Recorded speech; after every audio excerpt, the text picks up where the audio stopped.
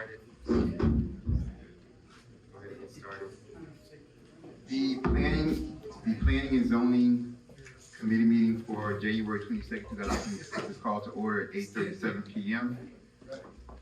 We're going to do a moment of silent meditation followed by prayer.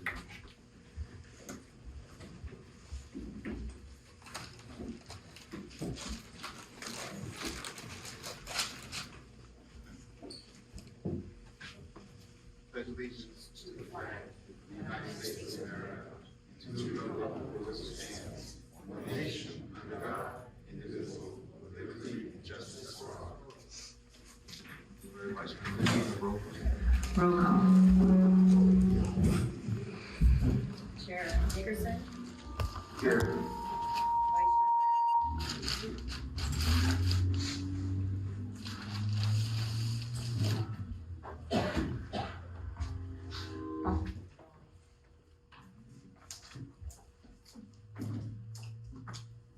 Vice Chair Martin. Present.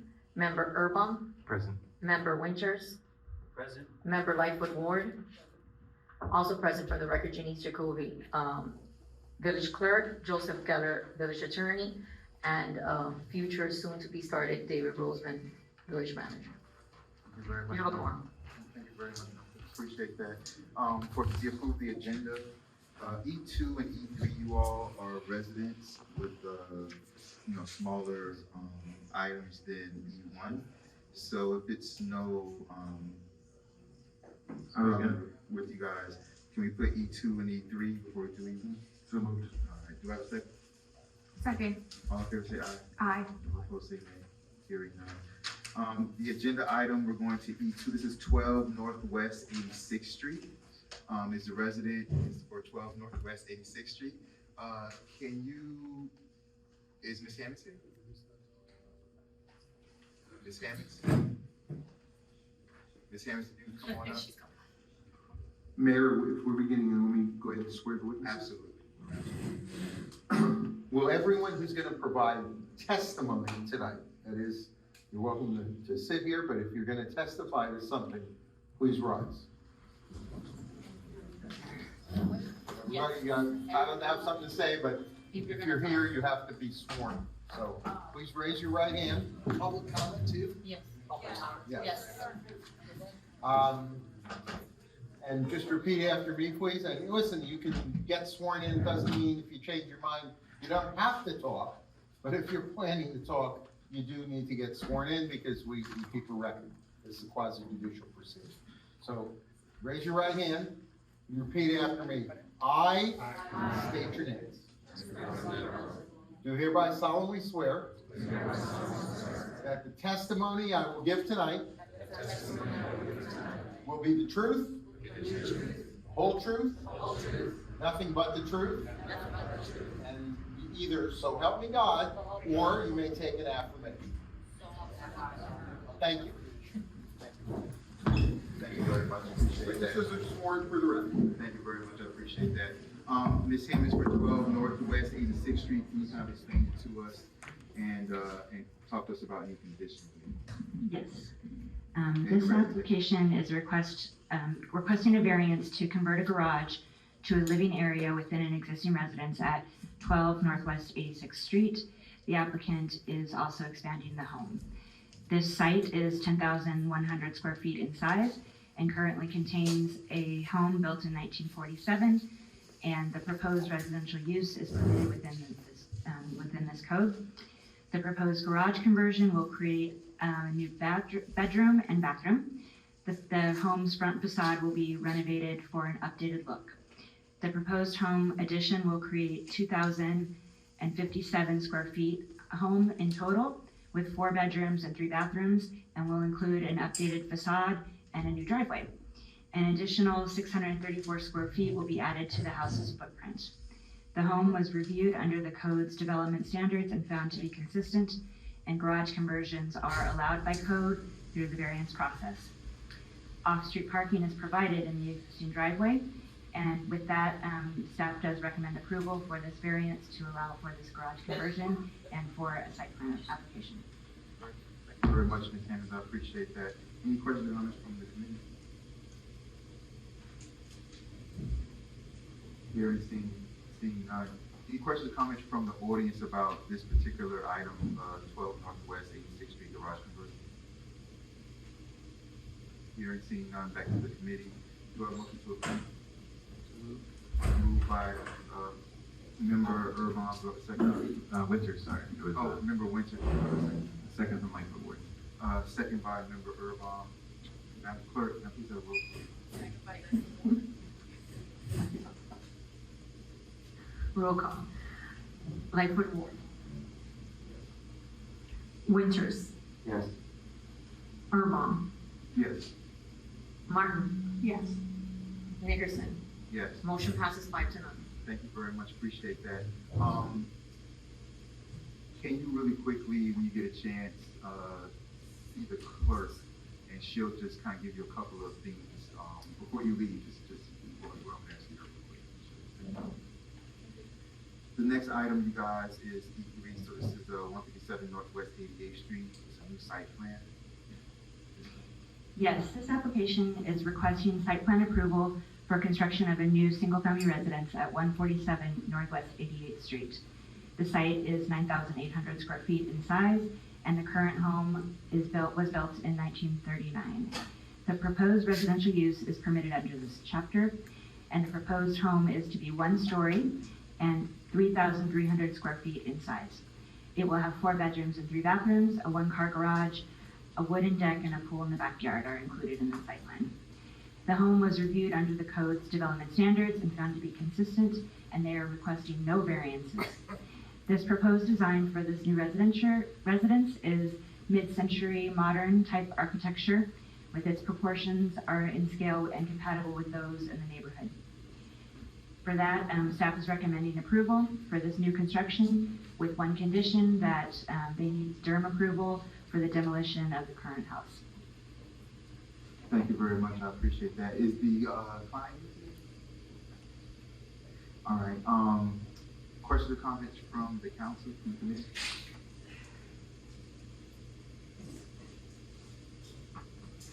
Hearing, seeing none. Any questions or comments about 157 Northwest 88th Street from the audience?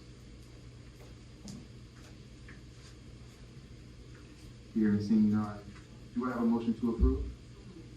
Moved by councilperson or a member Lightfoot Ward, do I have a second? Second. Second by member Winters.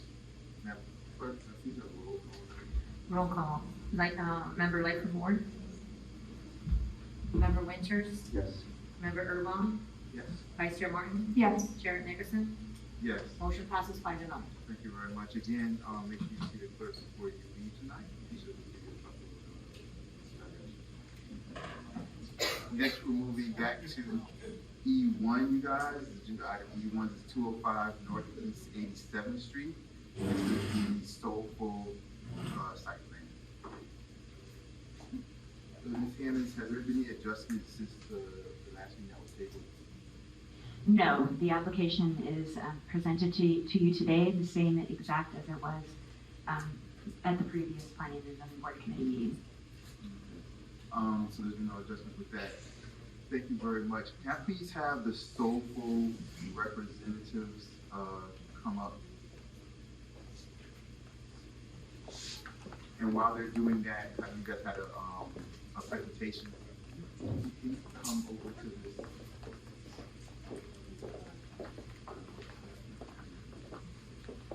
While you guys are setting up, we're gonna have somebody that wants to say something very quickly. This is not public comment yet, but they spoke to us beforehand, and we're gonna give them an opportunity to speak. Attorney Geller. Attorney Geller. Yes, sir. This is your time to listen in also. Yes.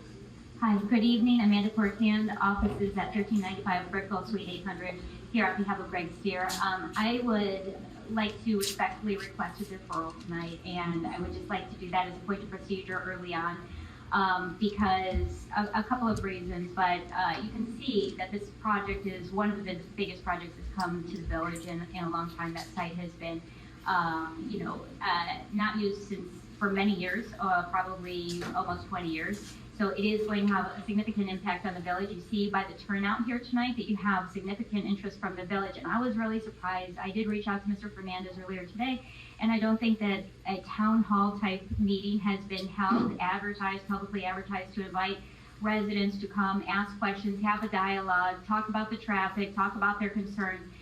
While these forums are great for vetting public comment, there is time limitation and it's less of a dialogue with the developer. I mean, in the case of a town hall, it could be the developer and the residents only, just having that dialogue and trying to address the concerns. So to the extent that the board would consider deferring for just until the next meeting with a direction to the applicant to hold a town hall for the residents, that would be much appreciated.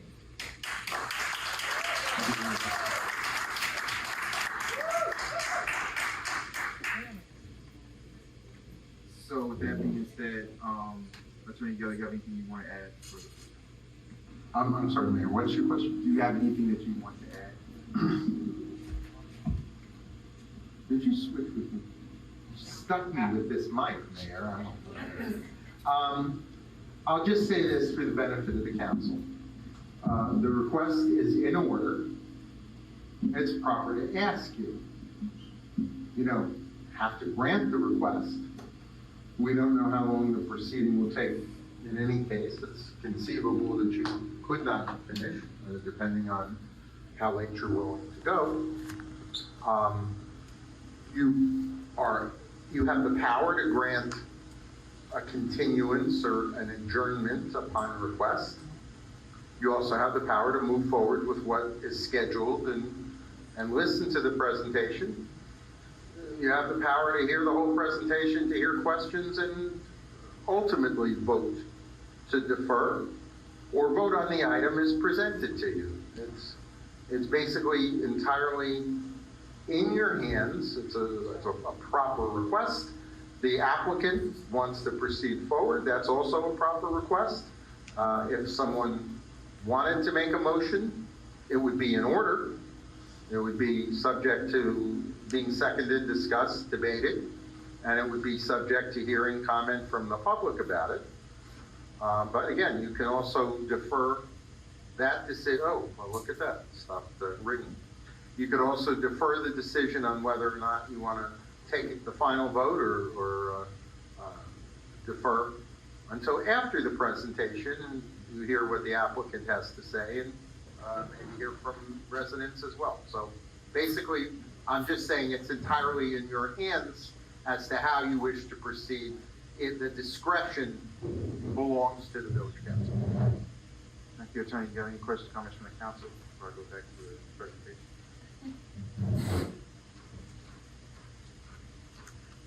Hearing, seeing none.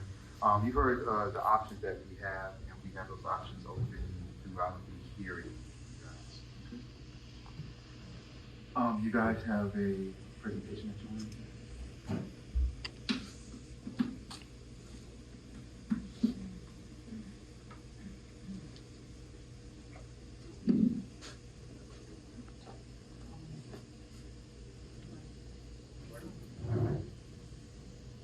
Mayor, do we have a recording going on that's a proper recording? We do have a recording going. I know there was an issue, somebody got in an accident. Yes, yeah. But we are, okay, because we do need to keep a record. Thank you.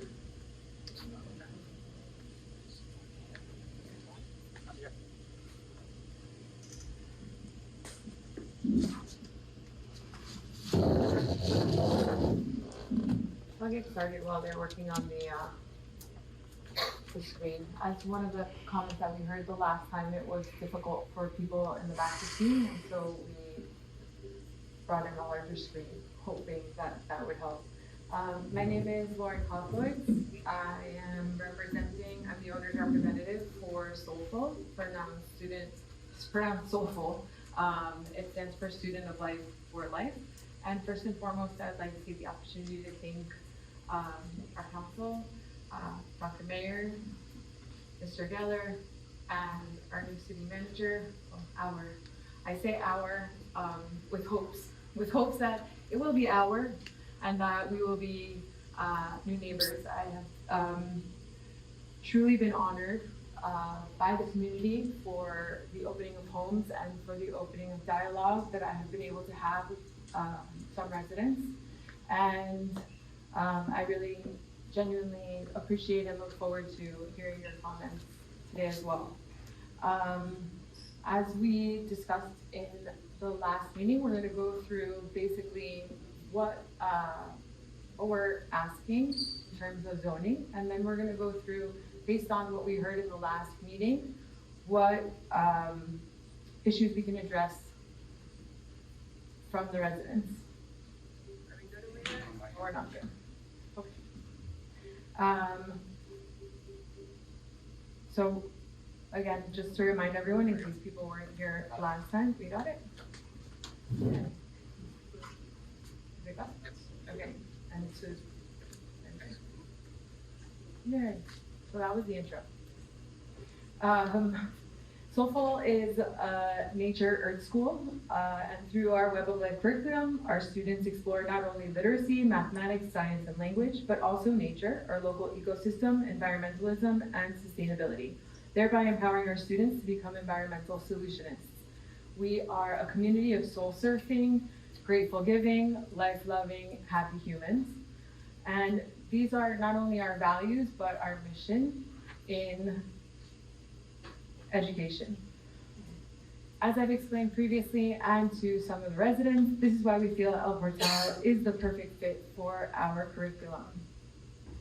For all of the reasons that you love El Portal, for every single tree, for every bird sanctuary area, for all of the natural habitat, for all of its beauty, that is why we are hoping to become your neighbors.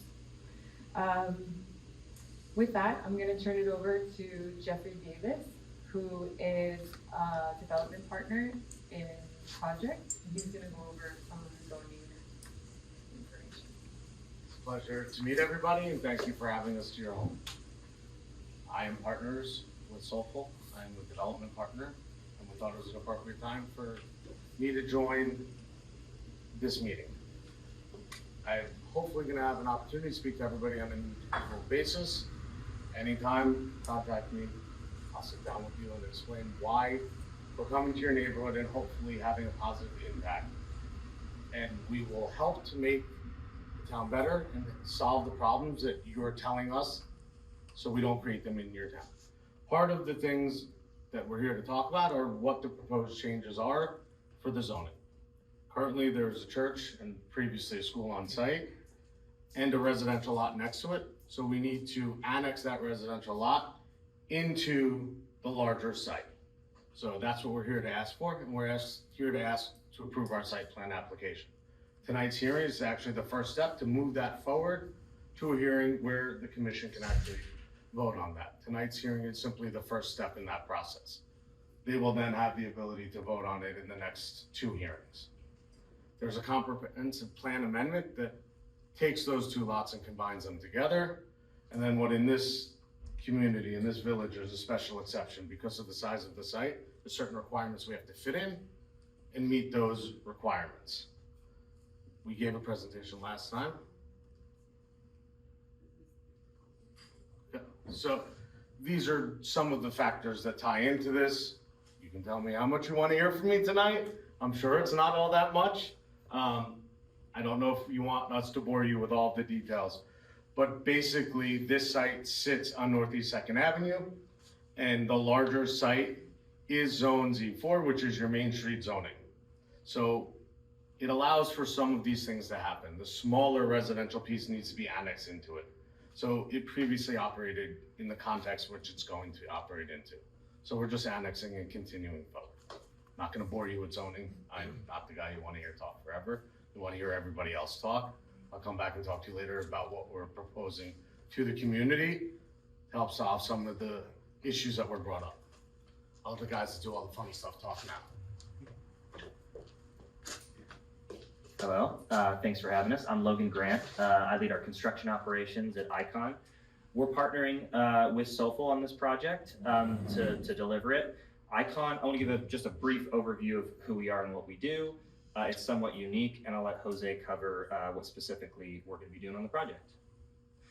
So we are a construction technology company. So we're a full design build firm. We focus on robotics, materials, design, and build. We're mostly known for 3D printing with concrete. However, we've advanced materials.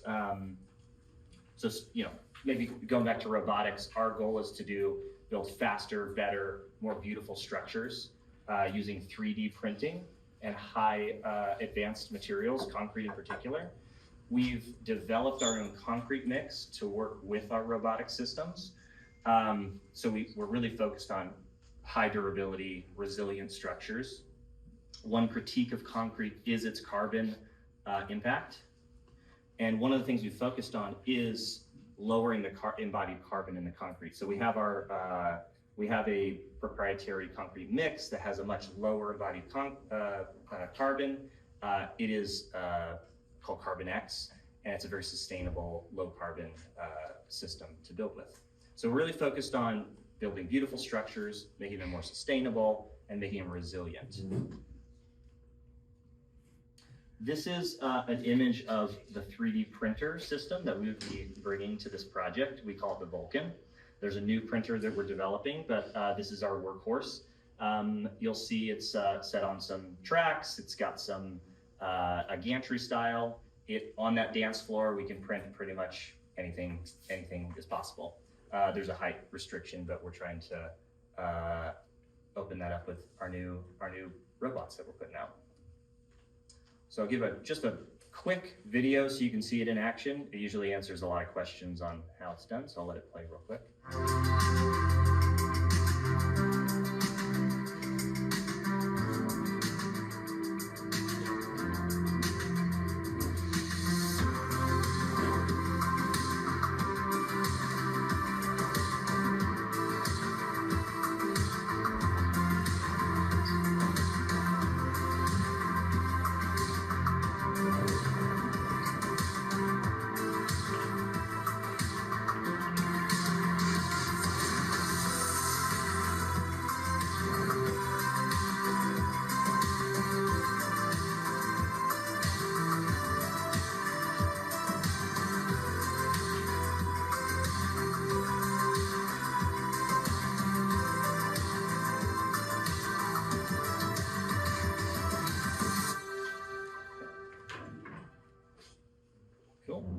So that's just how we do it.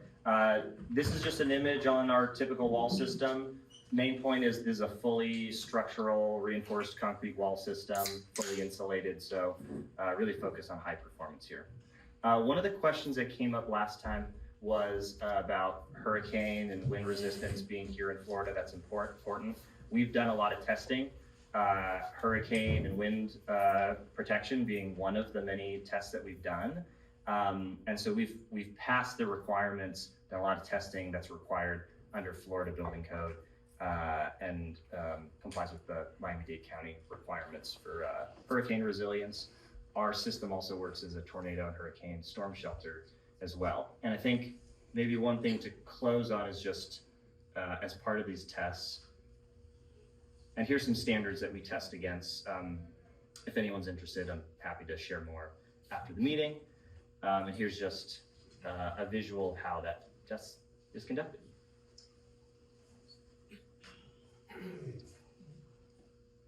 There you go. Wall didn't move and the 2x4 disintegrated. So, but we're very excited to be here and be partners on this project. And I'll turn it over to Jose to cover some details on the architecture.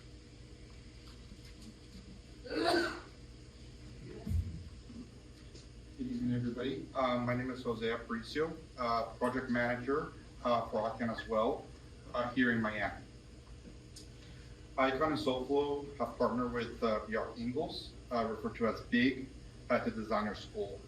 BIG is one of the world's leading architecture firms, and we work very closely with them to identify key sustainable principles into our design. As you can see, our architecture is really designed in a series of canopies, connected pavilions, around a very lush central courtyard, creating a strong connection between learning spaces and nature, kind of inside and outside.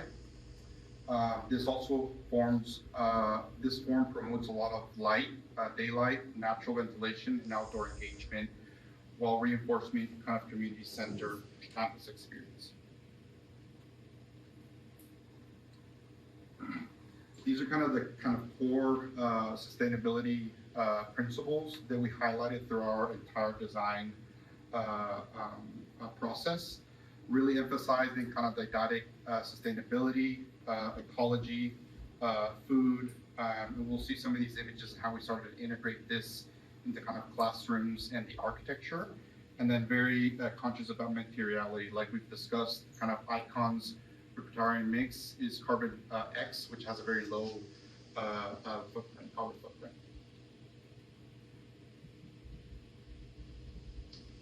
So this is an image of our typical classroom. Like I said, helps really promote a lot of natural sunlight and cross ventilations through our classrooms.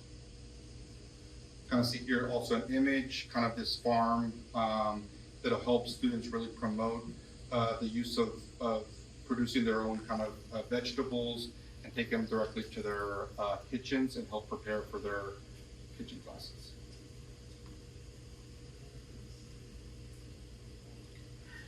This is an image that we talked about last time. We kind of heard the community concerned a little bit about the wall.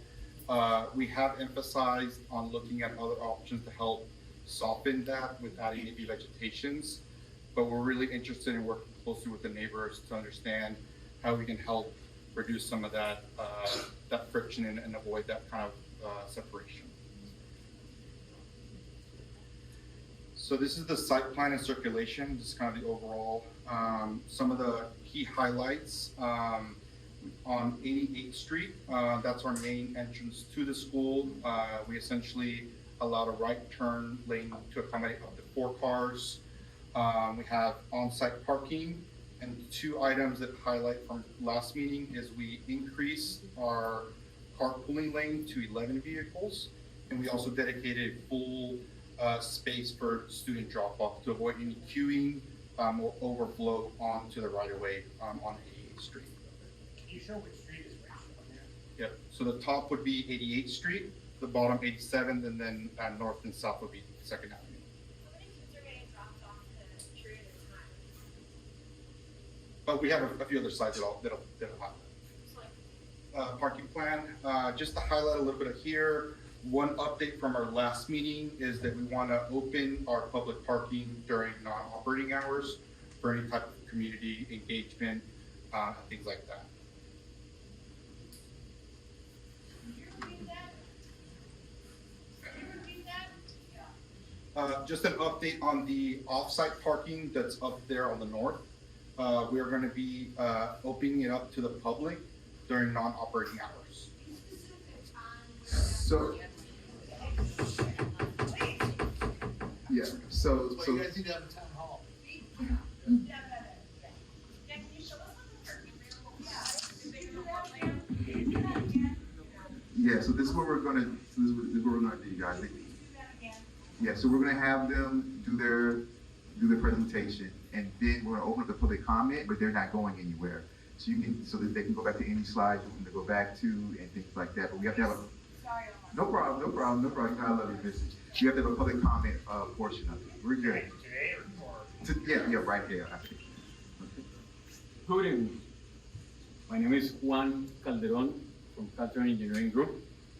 We're the traffic consultant for this project.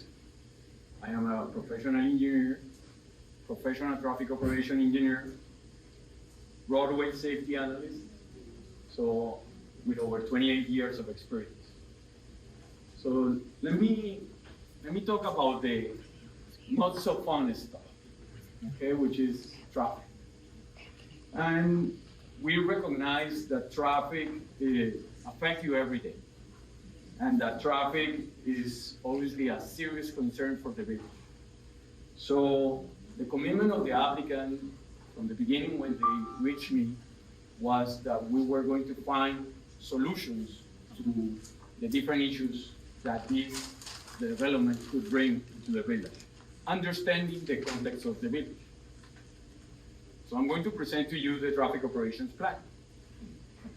Traffic operations plan aims always to conclude that the intersections will operate at an acceptable level of service with proposed mitigation measures. This traffic operation plan was presented to Miami-Dade County as part of a methodology meeting with them to make sure that the development traffic was going to be mitigated or find solutions that will help not only the regular vehicles, but the non-motorized traffic. And what I mean by non-motorized, people that could end up walking into the school. So there is a commitment already as part of this project that signed by the applicant with Miami-Dade County to operate at an acceptable level of service. For that purpose, an eastbound right turn lane dedicated, as it was shown before, along the northern entrance is being developed to make sure that there is proper access. In 87th Street, the westbound left turn lane is being extended as part of this project at the intersection of 2nd Avenue. In addition, that intersection is going to be improved with high emphasis crosswalks and what we call the lead pedestrian interval, where pedestrians are going to have priority crossing. Moreover, a school zone is going to be implemented on Northwest 2nd Avenue. In the last meeting, I had the opportunity to hear about how traffic was using Northeast 2nd Avenue as a cut-through for I-95, where I-95 has heavy demand, and that you were receiving high speed on the road. The school zone and bring the opportunity to deter traffic using 2nd Avenue. Regarding operations, regarding operations, there is a staggered schedule in order to make sure that not everybody goes at the same time. We have 3 schedules that have been accommodated as part of the project to make sure not only that the demand on the driveways are maintained at an acceptable level, but the queuing of that traffic during those schedules are mitigated as part of the process. So as it was mentioned, over 11 vehicles inside the site will be accommodated on peak demand. And that was also part of the analysis with Miami-Dade County. As you see, there is also a commitment to have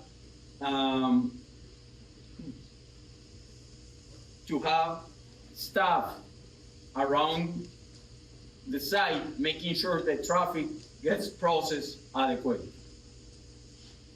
Last but not least, obviously anything regarding accessibility and accommodation using police presence is also part of the commitment with Miami-Dade County. With that, design landscape.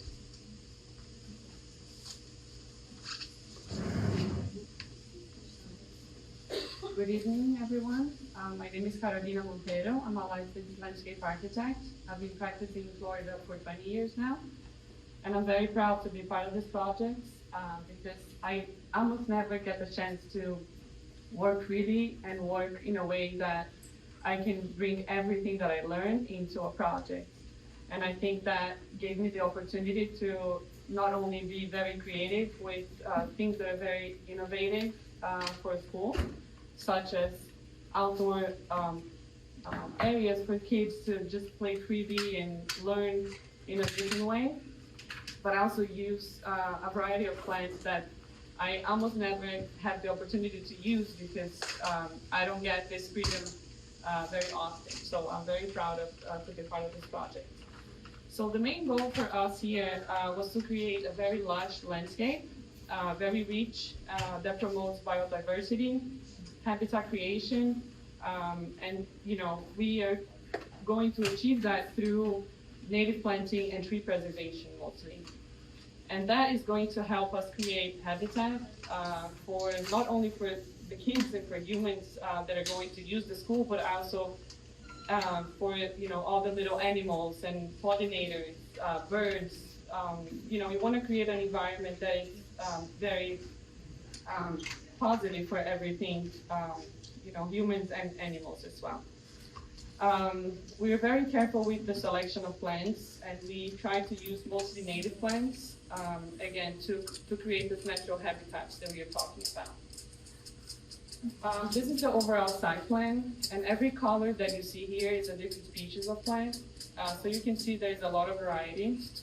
And like I said, it's mostly native, and if not, it's adaptive. It's, you know, it belongs here. We're not bringing anything from outside and trying to implement and not work. We are also preserving a lot of the trees on site.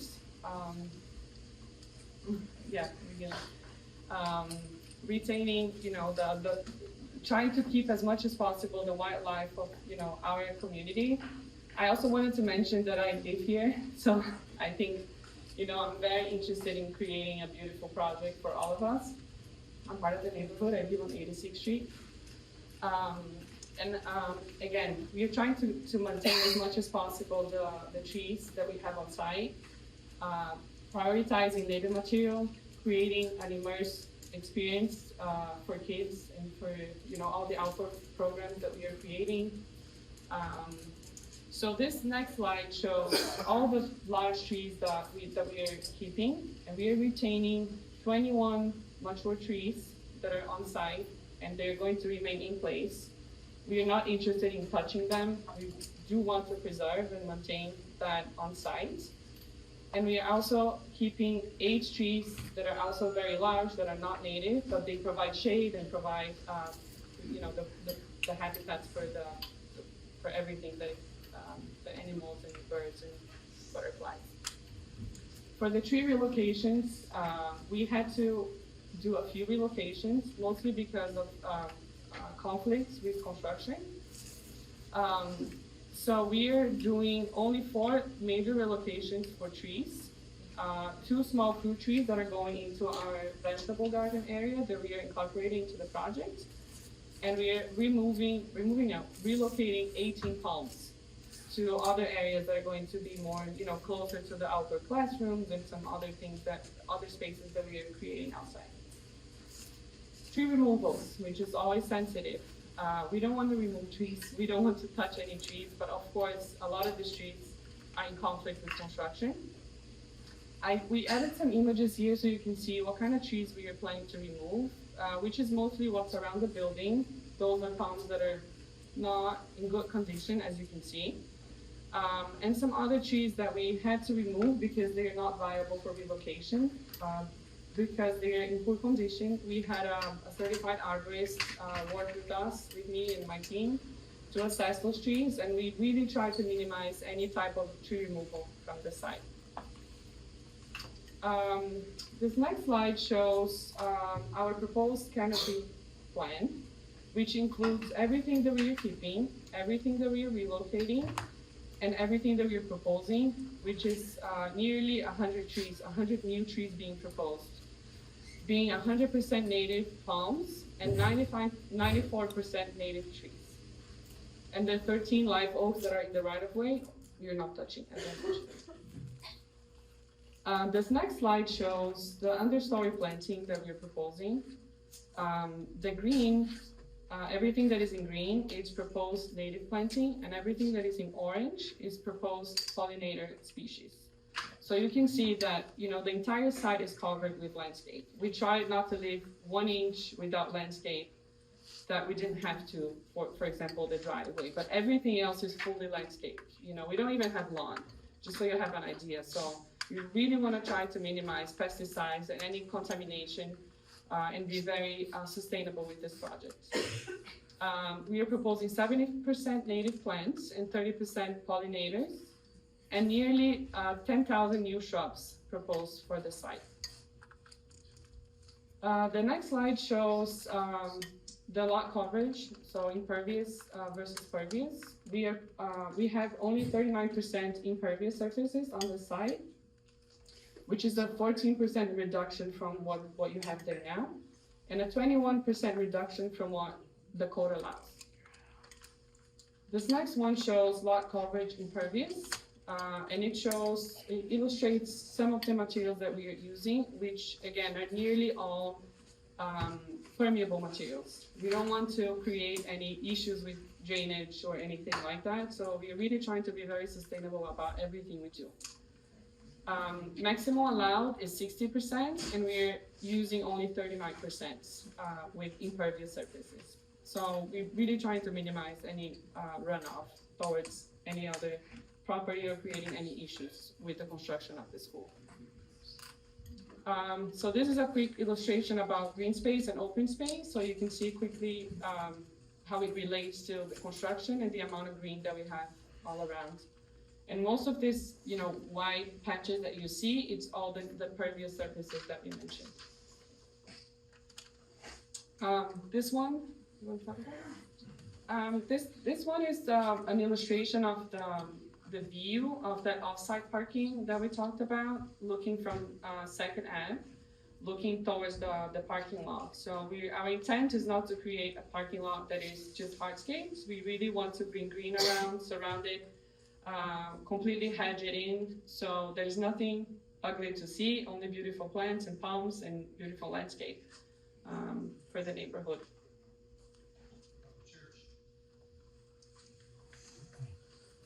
You get me again. So we sat down and talked to the community, as many people as we could. Actually, Lauren did. I commend Lauren for getting out and talking to as many people. I tried to talk to as many people in the community as I could. Unfortunately, I live in New York. I'm only here a few days a week. I was only able to talk to as many people as I can, and we took as much as we could to report back and bring things to the community. These are proposed offers to help mitigate us bringing the school to the community. So some of the things that we're bringing to the community to help offset a school being in the community are as follows. We will pay $25,000 per year for 20 years dedicated to parks and open space to offset, because it's a nonprofit and they do not pay taxes. We'll do this in lieu of taxes. We will directly fund for 2 full-time police officers with a value of approximately $100,000 a year for the life of the school. Forever onward, 2 additional police officers to the village of El Portal. The off-site parking that we will be building, whenever it's not used for the school, will be used for the community. We're going to resurface 88th Street from Northeast 2nd Avenue to Park Road, Northeast 4th Avenue. We're going to take, because we have to build new sewer because of the way it's designed today, the discussion was, rather than going up First Avenue towards Little River, which is the most economical and easiest way to go, it was determined and asked that the best way to do this is to go actually to Northeast 2nd Avenue. By doing that, we can create a civic area where you can have cafes, restaurants, salons, everything that can actually be used to create a business area in that district by bringing the sewer system to that area. Where is that? Northeast 2nd Avenue. So we're going to bring the sewer line from the school all the way down to Northeast 2nd Avenue and run it all the way to Miami Shores.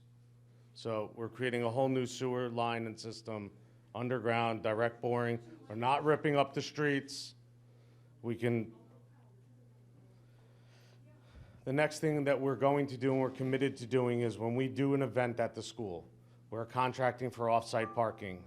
We will have everybody park off-site and shuttled in. We are not looking to cause an issue with parking in the community. We will deal with it off-site. We'll contract it ourselves for both events, and eventually when the capacity at the school grows and we need additional parking, we're committed to do that. And there will never be more than 350 children, and when the capacity of the school grows, we'll have additional parking. That's all committed to, and we'll be in an agreement with the village.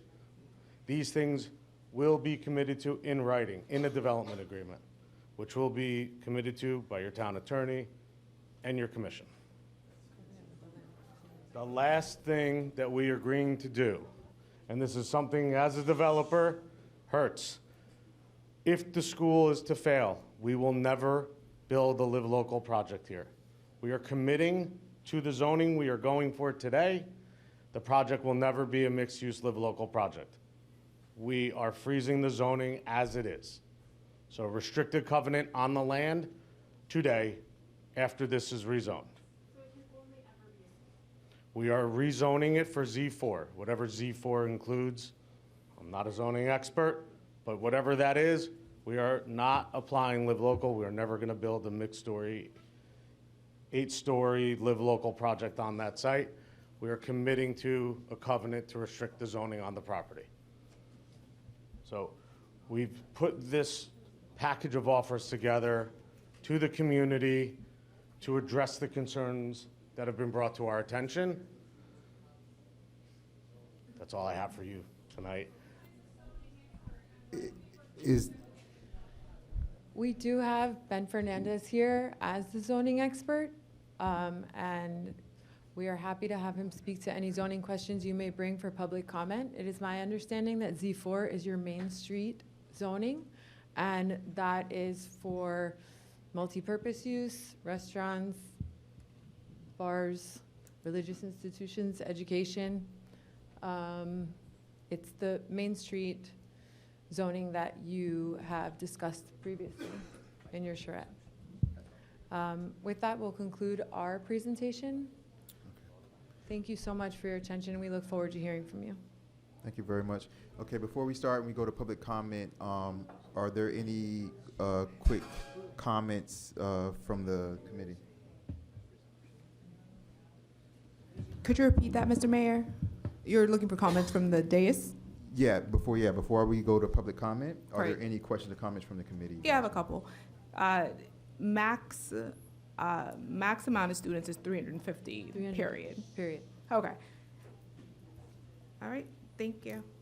I have one technical question for the constructor for Icon. I'm not sure if they can answer this or not. In your proprietary concrete mix, are there any PFAS materials? Could you say that again? What materials? In your proprietary concrete mix, are there any PFAS materials? Pre-fast? PFAS. Oh, no, there's not. Okay. Another question for you. I know that you've been working tirelessly, kind of meeting with people one-on-one. Has there ever been any sort of effort to do just like an organized town hall similar to this? So we had discussed it before this process began, Okay. and it was discussed that we would perhaps have some town hall Zooms and/or town halls. I'm not sure why that didn't come to fruition exactly, but after our first hearing here, I did put forth that I was happy to discuss this project with anyone and made myself available. And thankfully, we had several residents that opened their homes to me and to other neighbors to be able to discuss the project. But as far as I understand, there was no effort from the village to. Just to clarify one thing. This was a continued meeting from last time for the opportunity for everybody to come and further comment and be able to speak.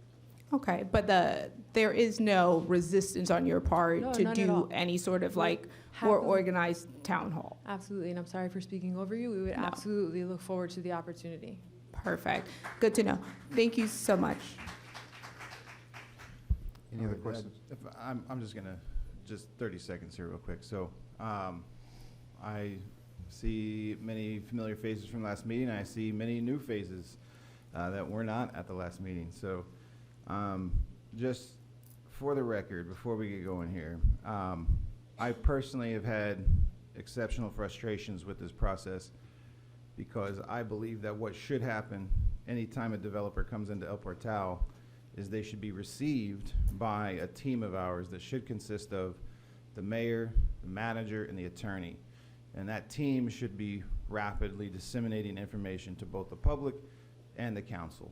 So I believe that a disservice a little bit was done to the developers on this project because nothing resembling that process was in place as they came into the village.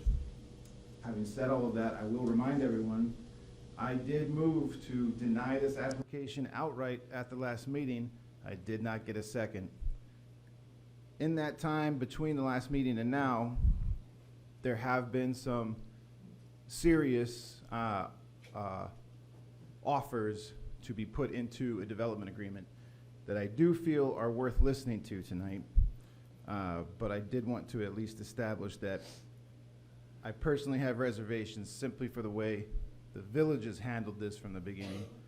And then my largest concern is simply the special use variance, because it does seem, I would like some background from either the attorney or perhaps even Mr. Rosemont might even know a little bit about this from his time previous, or the mayor, to understand why the use of that lot specifically was ultimately changed within the past 2 decades. I'm not sure exactly when that took place, but my understanding is that the need for a special use variance on this project, that has me pausing significantly, because it does seem that that restriction of use on that property was made conscientiously by this council at some point in the past. And so before we go back on that, I would like to understand with exceptional clarity why we chose to restrict that use in the first place, in terms of specifically school not being a prescribed entity to be on that property. Mayor, if I can shed some light.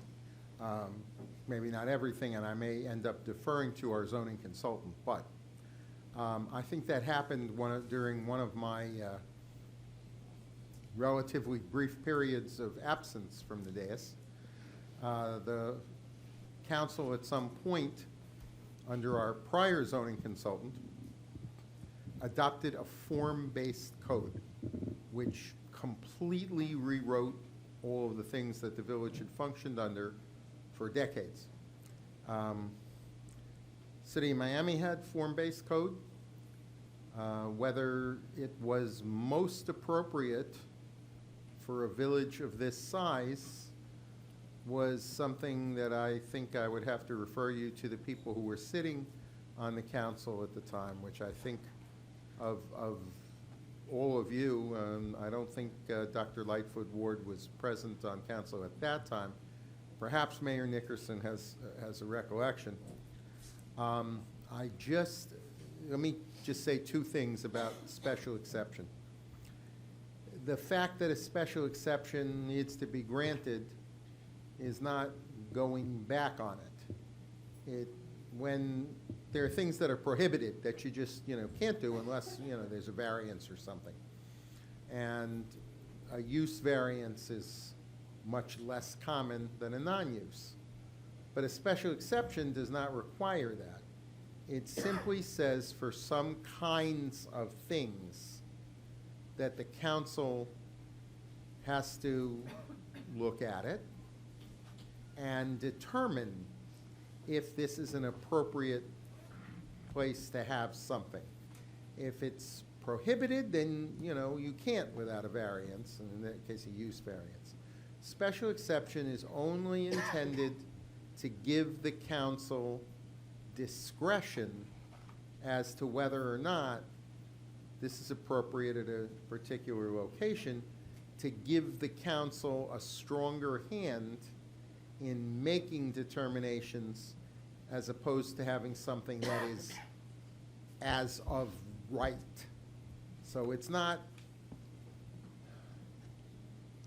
doesn't have to be exceptional to get that exception. It just has to appear to the council as something that is okay, it makes sense, it's in the right place, and your hand is not forced to do it. You have discretion. But it doesn't have to be, some extraordinary determination. You just have to decide to grant it. I have to say that your comment that you presume that that location and that application and that classification requiring permission was the subject of scrutiny is logical and aspirational. Maybe even hopeful, yeah. But yes, your word is correct. I do not, again, I was absent when that happened, but for a couple years there. But I do think that that presumption may not reflect actual reality or attention to that detail on the part of the council that adopted it. I can't speak for the council members who voted at that time, but it is not necessarily the case that the adoption of the form-based code looked at every parcel carefully and made an independent determination as to each parcel. It is an unusual thing, the form-based code. It's usually in much larger jurisdictions, and it is what it is, but I don't know that you can put yourself in the minds of the council that adopted it. The bottom line is you have discretion, it is allowed, but you have to say, yeah, that makes sense. You don't have to be extraordinary, but if you think it's out of place or wrong, that's within your discretion, and that's what the special exception applies. Nothing more, just that the council has to look at it, hear the facts, hear the applicant, hear the residents, hear any experts, and just decide, yeah, this is okay, not perfect, but you have to decide, is this okay here, or is this just wrong where it is? That's your discretion. It is not extraordinary discretion. I hope that helps, and I'll defer, other than that, to our zoning consultant, Ms. Hammonds, who may be able to tell you more about just how this application of the form-based code to this property works. Okay, thank you. That was helpful. May I ask a question maybe that Ms. Hammonds can also answer as well, just to clarify? It's my understanding that the special exemption only takes place when the property size is over a certain square footage. And no? No? Okay, let's let Ben ask then. That was my question. You may want to hear more from Ms. Hammonds. We're all going to learn a lot tonight. Right. I would concur with what the attorney said. He's absolutely correct. The special exception is a tool for kind of taking a deeper dive into some specific uses. They're all allowed. It's just that you need to go through a special exception, mostly to look at the specific use, how it affects the neighborhood specifically, and what conditions we can use to mitigate, and that's really the tool that we're using. I just want to point out also that the term variance came up a couple times, but that is not there's no variances requested in this application. So then the official title of the request is special use exception? It's just special exception. Special exception. Mhm. Okay. All right. Can I make a comment? And the point of that is, as Ms. Hammond says correctly, you can impose conditions because it's not of right. You just have to determine, is it reasonable and appropriate for you to exercise your discretion to allow the use under the conditions you see fit. It's not extraordinary, but it's not nothing. Can I make a comment? Yes. So I apologize. I wasn't here last meeting. I wear many hats, and sometimes I cannot wear the hats simultaneously. So I was in a completely different state. But I do think in general, introductions matter, the way you're introduced. And I don't know who has advised you on this one, but I do think it appears that you've taken a lot of time to put together this presentation. And I think it is a very interesting concept. I think it's a beautiful school. I have school-age children. I understand the need for alternatives. My children go to Cushman, who also has just implemented this staggered drop-off system, and it's worked tremendously, relieving the complaints that were surrounding our drop-off previously. So I've seen this work in the context of the school my children attend, and it really has been useful. I didn't know how it was gonna work, but it's perfect. Drop-off takes 5 minutes instead of 25, 30 minutes. So I see where you're going. I just think that whenever someone is presented, excuse me, do you need it to be louder? Okay. Oh, I was just making sure. But I do think that whenever someone is presented with a concept and it is presented within the confines of a meeting like this, where it's actually just a, yes, we're gonna go forward, or no, we're not gonna go forward, I think antennas are raised. I do think if you had a town hall where it's more of a conversation, I think that a lot of the sticking points, a lot of the question marks can be answered in an environment that I feel like is a little lower stakes and lower pressure. So I don't know what the analysis was to have it be the first time this is presented is within the context of a planning and zoning committee meeting. I think a series of town halls may have served you a little better on this end. But I don't doubt that your intention is to try to put forth the best possible product that you can. But I also understand that everyone in this room has questions that they deserve to be answered.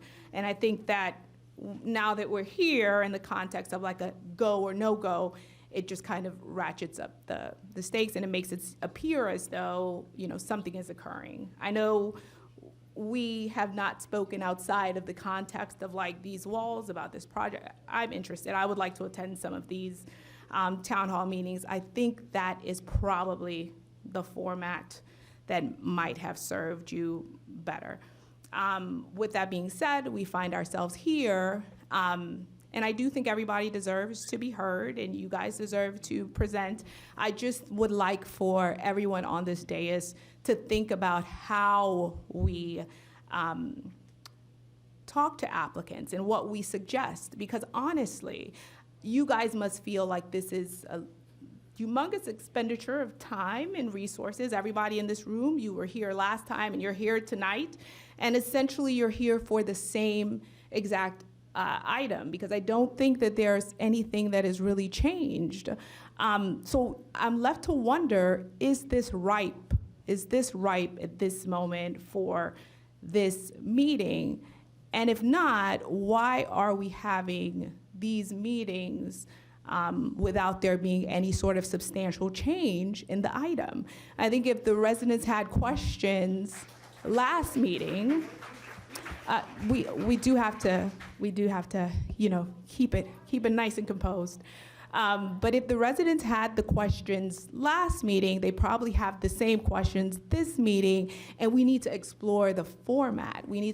And also, in addition to that, we are in the middle of our new city manager coming on board, and I'm very intrigued by some of these value adds that you discussed, but I think that these value adds need to be analyzed by a professional city manager so that we can discuss whether or not those numbers are really what we want them to be and what some of the impacts are, or are these really the items that are the most valuable? My big issue is these decisions are being made in a very small room with a very limited number of people, and that needs to be opened up.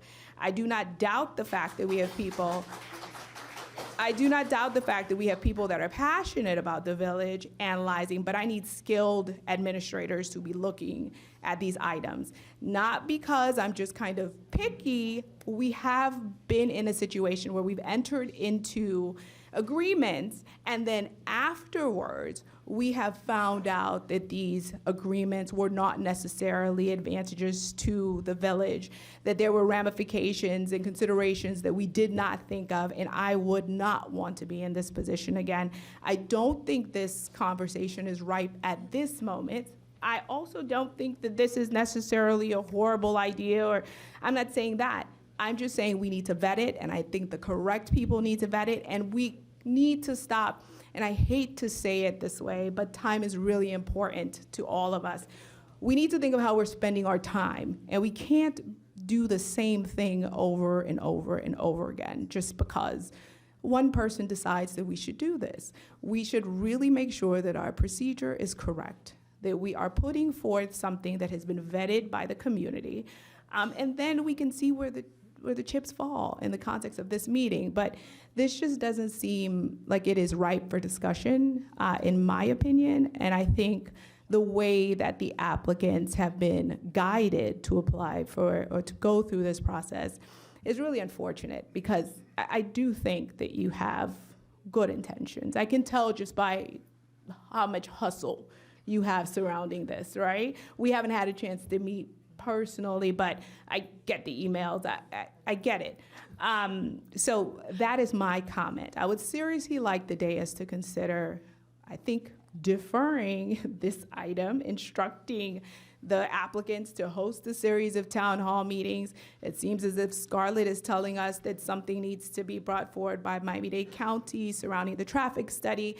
I don't understand why we are here again tonight at yet another special planning and zoning meeting. That's my comment. Thank you very much. Any other comments, questions from the council? I have a few. Any other comments, Yes, questions from the sir. committee? Yes, Mr. Mayor. Okay, go ahead. Council President. So if you guys remember, when we brought this before the council in December, my view to get it approved, I had 15 conditions. I've never had that many conditions ever before, because there's a lot of issues that need to be resolved. This included parking, this included traffic, this included everything. So the reason I'm mentioning this right now is they did try and resolve a lot of this. I don't think it's perfect yet.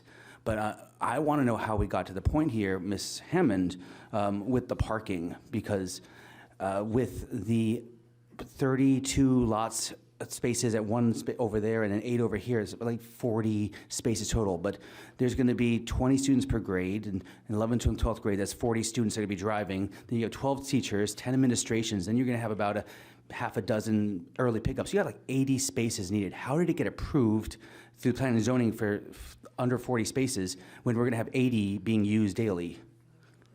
So basically, it does meet our code requirements for parking. It's right on. But this, again, going back to this being a special exception, that could be something that, looking at this use exactly at this site, that might be something to consider, that you might condition that they might want to. Well, they've already figured out how to fix this, but I don't know why it came here. Logically, what I just said to that, it should not have passed through us saying that this works. Why? Tell me why that worked. Because it meets our code. How does it meet We our code, though? I just explained to you. We have parking requirements that are specific to schools, so that's what So we it requires emphatically 36 applied. spaces for a school? It does. It does meet our code for But how? required parking. I mean, somebody determined the number of spaces per schools. Is it like a set amount of spaces per school, like 36 spaces per school? I mean, Yeah, there's a formula. can I hear the formula? Hold on, if I have it here. Let me just say, by the way, that, Councilman, that the staff The village. is not The village? vested with the discretion to add conditions. That discretion belongs to you and your colleagues. Staff is only entitled to perform the mathematical calculation that the code provides for, because staff is not supposed to be exercising discretion. We're just, hired hands here. But if the council feels that in this circumstance, that something other than the strict provisions of the code is appropriate, you have that discretion. Again, that's the reason that the special exception exists. So it's not whatever the code provides is considered as a right. The council has the discretion to add a condition about parking specifically as a condition of approving the special exception. But you are the electeds. It's not for staff to try to make that decision. That's your discretion. Ms. Hammond? In our parking calculations, we have, it's required to have 42 spaces total, which they have provided, 2 ADA spaces and 2 EV spaces, and also bicycle racks to hold 24 bikes. But how does that calculation get to 42? I don't have the math in front of me at the Okay. moment. Is it a percentage if the team per has a population? site plan, it should be on your site plan. Is it amount of students, teachers? I mean, is it? Perhaps we can hear It's a from the zoning combination, attorney yes. for the applicant if they have that information available. Thank you.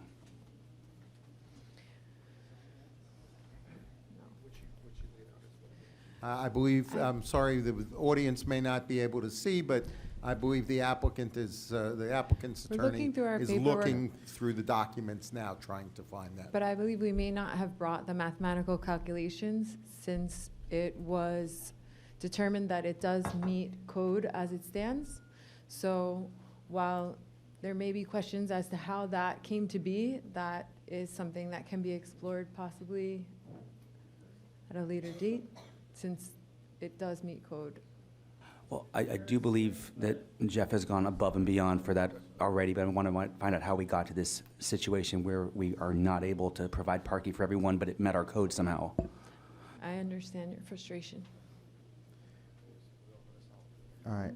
And we did offer to solve this based on feedback, right? So while it does meet code, we understand the frustrations and we understand that the perception and/or feasibility of whether the code is accurate may not be correct. And so we're happy and willing to contract with outside, off-site parking and options to make that feasible. All right, so you guys, are there any other questions or comments, Member Winters? That's all, thank you. All right, thank you.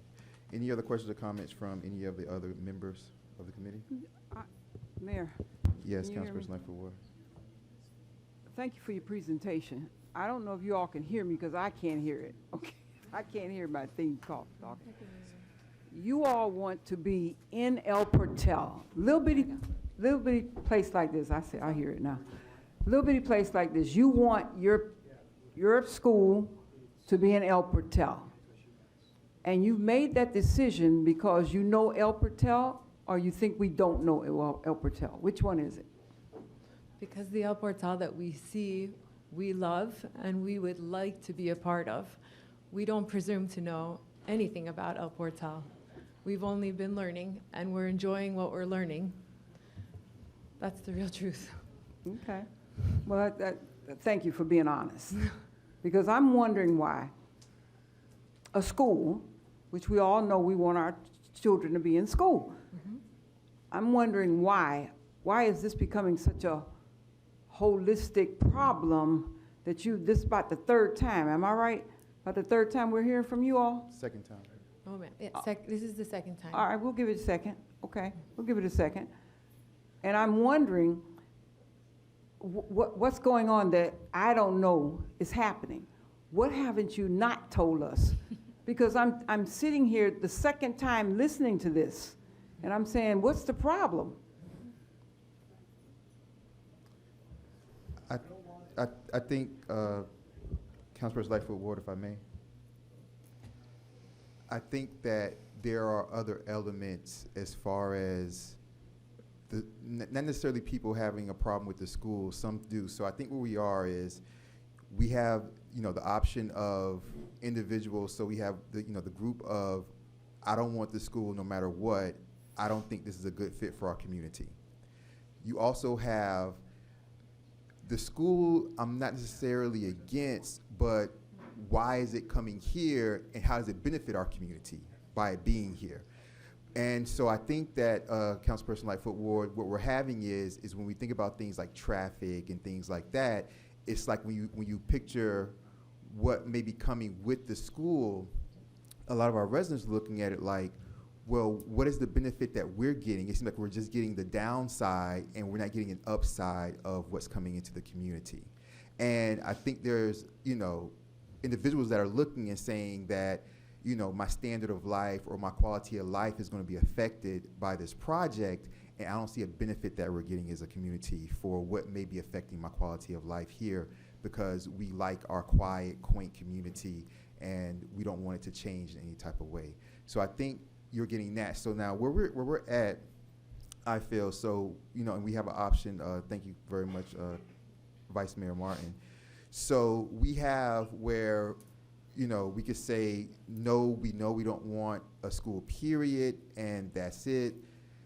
Now with that, you guys, comes a set of questions about what then do they have the right to put there, right? Because they're the private owners. And so if we say no to the site plan for the school, I'm not saying this to say that we should be in fear or we should cower or anything like that. I'm just saying for specifically educational purposes. If we say no to the site plan for the school, what do they have the right to put there just by zoning rights? So that's one question. The other side is if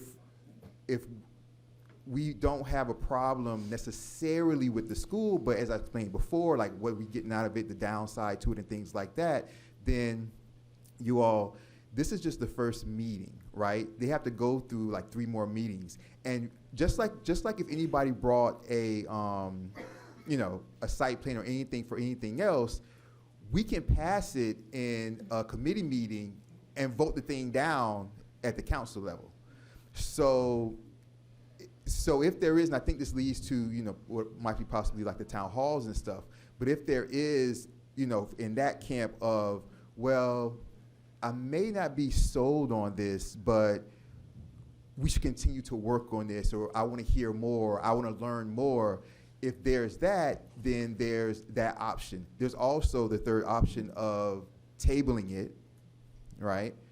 And saying we want to table this and we want to, if they want to organize, holistic town halls, and then coming back. So those are kind of like the 3 options that we have, you guys, right now.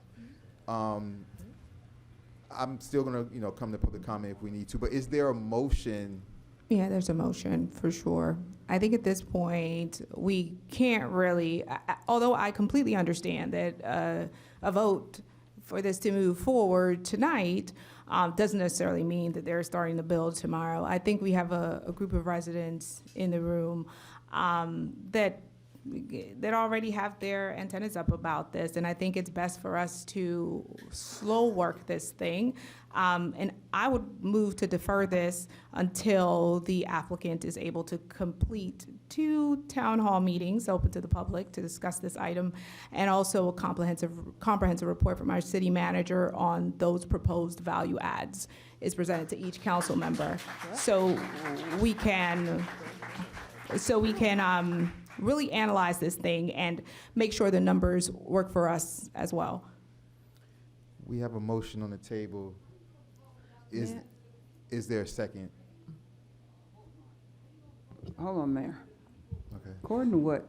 Can we pause for a second? We're voting to defer, but the mayor already explained the public comment will be open. Yeah. So we're just deferring the item. So there will be a public comment portion. Yeah. Councilperson Lightfoot Ward. Is this the second time we're hearing about this? Just kind of help me know. Is this the second time we're hearing about this? I deferred this last meeting to this meeting. little bitty city like this, and all you all want to do is another school. School? We're talking about a school. Actually, a school. You know, we got Horseman over here. You know that, right? Yes, ma'am. We got Horseman over here. You know we're the tiniest school in Dade County, right? You know that, right?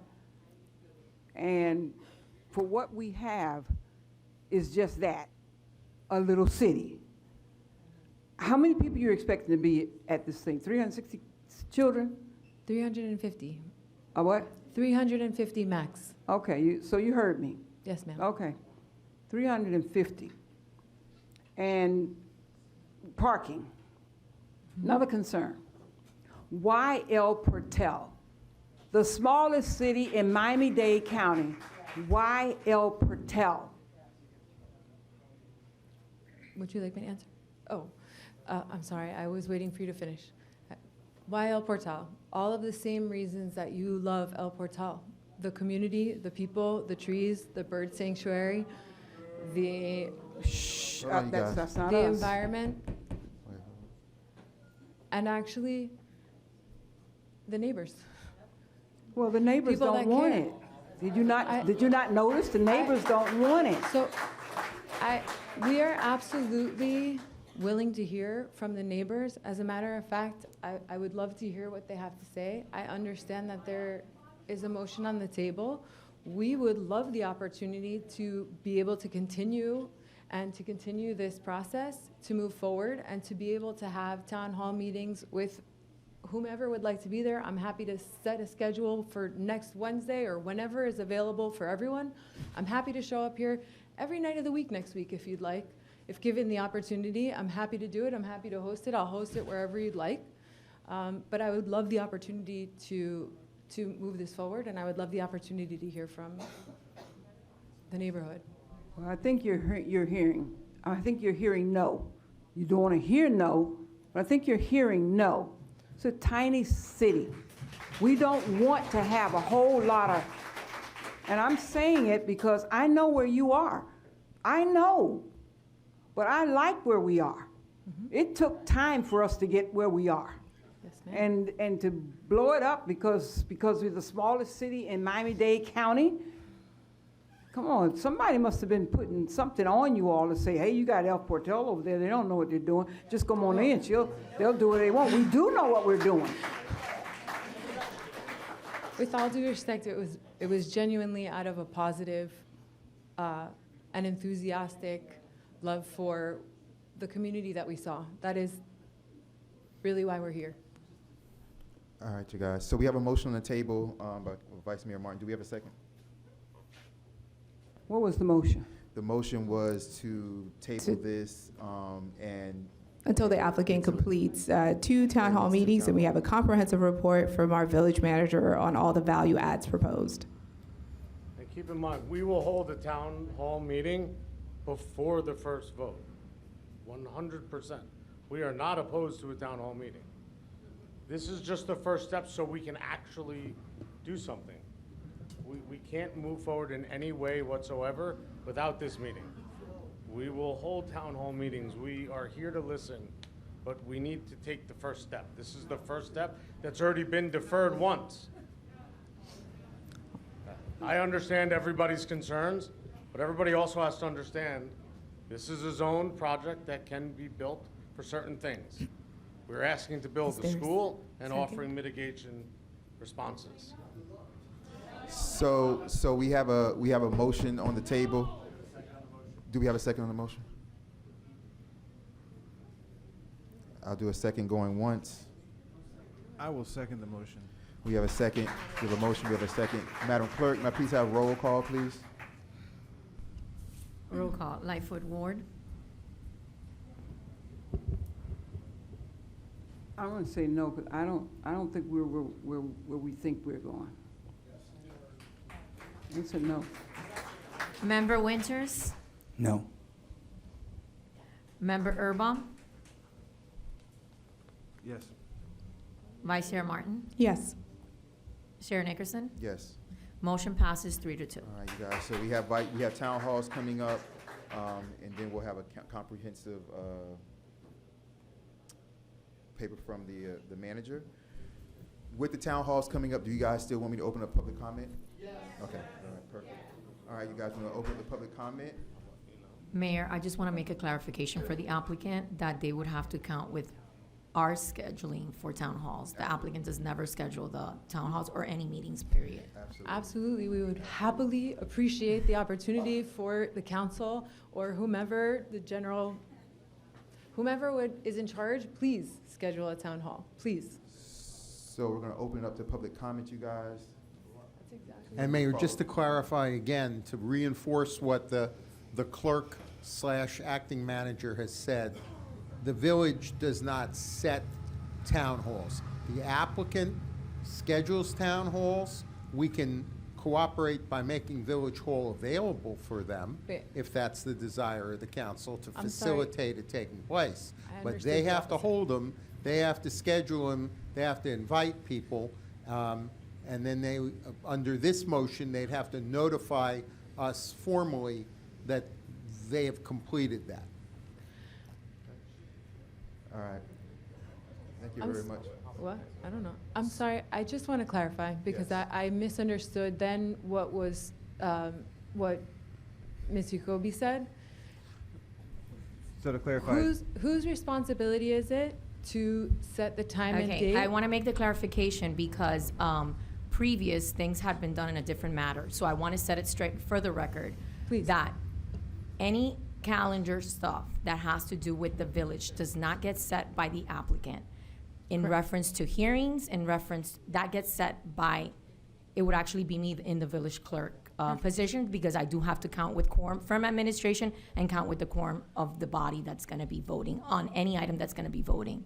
So a town hall, it's your responsibility to actually have it hosted, and we also advertise it for the benefit of our residents. Okay, so to clarify, just to make sure that I heard you correctly. Moving forward, when you go talk to the planning, you do not tell them what date. We tell you guys what date. That's what it is. And just No, in that's reference how it's to a always been. comment from a council that spoke earlier, to be clear, members of the village council, look, if they wanted to hold something not in Village Hall, off-site somewhere, they could do that, but obviously they can't schedule Village Hall without talking to the clerk to see if it's even available. Members of the council, you are entitled to attend a town hall meeting, even though you're not going to be there to vote on anything. These town halls are informational. But if more than one member of council is planning to attend a town hall, then you have a couple of options. Either you can attend and listen, but remain silent and not offer any public comment, or you have to notify the clerk so the clerk can advertise that more than one member of the village council may be present, because otherwise it can be a violation of sunshine. You can't go to a meeting where you guys talk, but it's not recorded or anything like that. It doesn't have minutes taken, et cetera. So if you plan to, more than one of you plans to attend, notify the clerk so appropriate advertisement can be made, or else just make up your mind that if you go, even if one of your colleagues speaks, you're going to be silent. And frankly, if one of your colleagues is in attendance and begins to speak, you should step outside the meeting. That's what sunshine law requires. So probably safer, if you're planning to attend, notify the clerk and allow the appropriate advertisement, even though these town hall meetings are not meetings where you're going to be called upon to either comment or raise your hand. That's exactly why I was saying it would come from my office, because in order to be in the best practice and to be precautious of any other council member showing up, because they will be a voting member and sunshine, that's why it's going to come from my office. So we will coordinate and let you know. Yes.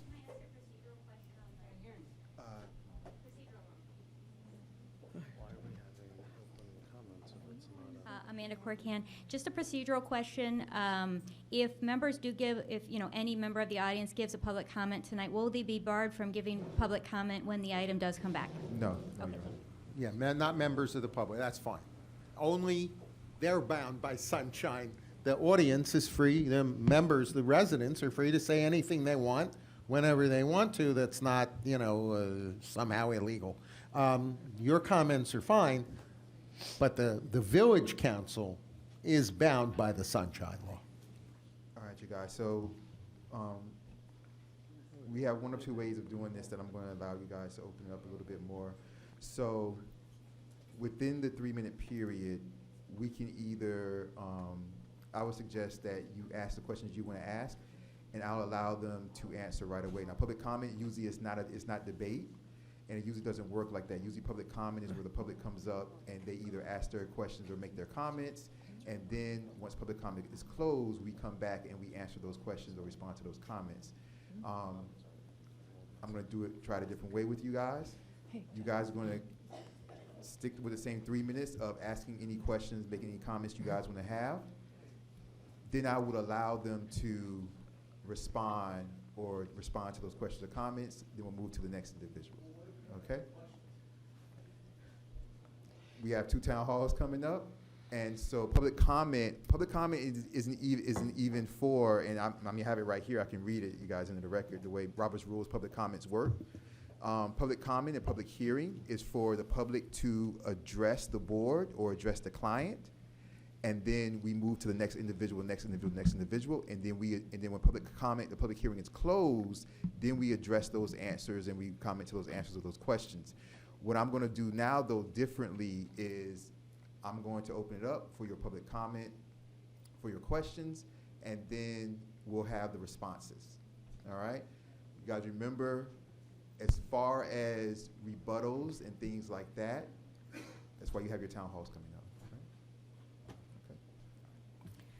All right, Mr. Mayor, can I just ask a question to the applicant? Are you clear on how you should be scheduling these town halls? No. Was that answer? No, but I will happily send an email to the clerk and Mr. Geller to Yes. clarify, and I will move forward in whatever manner is required of me by law and otherwise to do the right thing. Okay. So I think she was simply trying to clarify that for a meeting of the dais in any capacity, committee or general council, full council, that must and only can be scheduled essentially through the village, i.e. the clerk, right?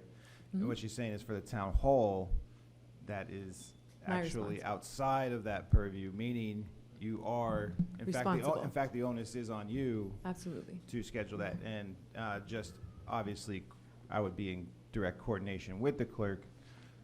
I would hope that it would just be automatic that we would notice that there might be multiple council members there. I'm expecting that there will be, so. Yes, sir. And I also think what you do want is for the public to be quite clear that this is happening. And coordination with the clerk actually can get that e-blasted out to everyone that you want to know that this is occurring. I think Village Hall would be a great location just because it's easy for us all to get here. And on our end, we, as the body, will do what we need to do to make sure that we're not in violation of sunshine. But that's our concern, really, just the coordination and the dissemination of the information through the clerk to our listserv is the part that's really important. Absolutely. Thank you so much for the clarification. All right, say your name and address for the record. Okay, so my name is Gigi Kropp, and I've been a resident of El Patel for over 20 years, and I'm also a realtor, and I'm selling properties here in El Patel. Did you say your address for the record for us? 130 Northeast 88th Street is my home. Anyway, so personally, I do not think that a school is the highest and best use of 1.5 acres of property in the village of El Patel. And especially, this is a not-for-profit school, and it's also, I'm told, a Jewish school. So it limits the membership of what children can attend. And also, all these changes that they have to make, one ways, this thing, that thing, all this stuff does not reflect positively on our home values.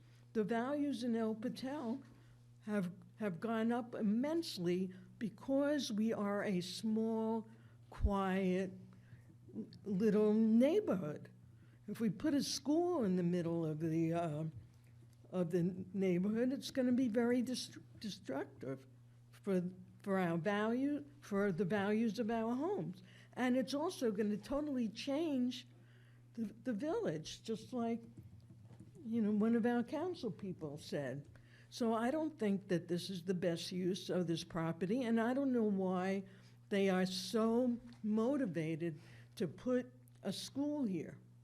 And also we have the design, we have the designers and we have the builders and all these people. Well, why couldn't you just build high-end homes on that property? The high-end new construction homes sell in El Patel for very high numbers. They can make their money that way, and in so doing, they can improve and uplift the values of our homes, not degrade them by changing the whole, face of the village. Now I'm also told that they're buying properties. I hear from people that I'm associated with that they're trying to buy their properties and turn them into shop parking lots. Now, we don't want parking lots in El Patel.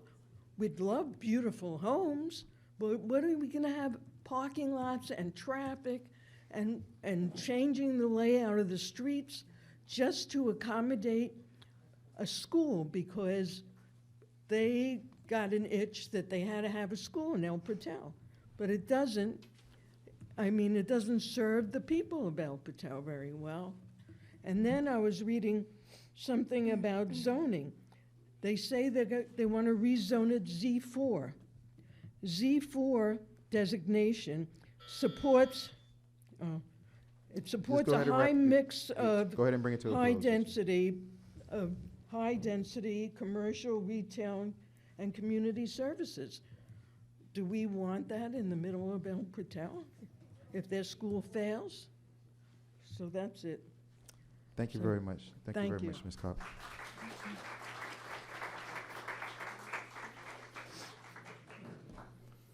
Those were mostly comments more than questions. Yeah, come on up. Oh, I think there's a line there.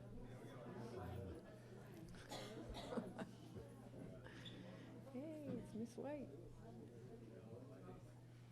Hi, I'm Ashley Lucio, 127 Northeast 90th Street. I want to talk about the hypocrisy I've encountered today. Hearing this group talk about how much they love their neighbors in El Portal, the values of this school, contrasted with the conversation I had with a woman today at 8920 Northeast 2nd Street who's being displaced from her home. She's been there for 20 years. She's been in the village since 1989. She's raised her children here. And she is now on her way to look for a new house. Not a house, an apartment, an affordable apartment in Miami. What is the thinking here that you're displacing people for a parking lot? What are the values there with that? How much do you love the neighbors of El Portal that you're pushing them out of their homes for a parking lot?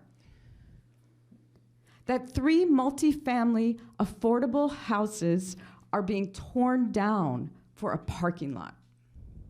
These are historic buildings, by the way. And I have set up a petition because all of El Portal, number 1, should be designated as a historical district, the entire town. Specifically, Northeast 2nd, Northeast 2nd Avenue and Northeast 90th Street specifically has been recommended as an historic district. Those homes, those 3 homes that are going to be torn down, are 1950 style ranch buildings, and are just one example of the highly characteristic and signature homes that we have throughout the village. Just one example. So, I cannot accept a parking lot being built on the corner of my block. I will never accept that over my dead body, okay? And I can't accept that you're displacing multiple families. And where are you putting them? Where are they going? Do you know a 1-bedroom apartment is $1,800 a month in this neighborhood? And that's the cheapest price you're gonna get. Where are they gonna go?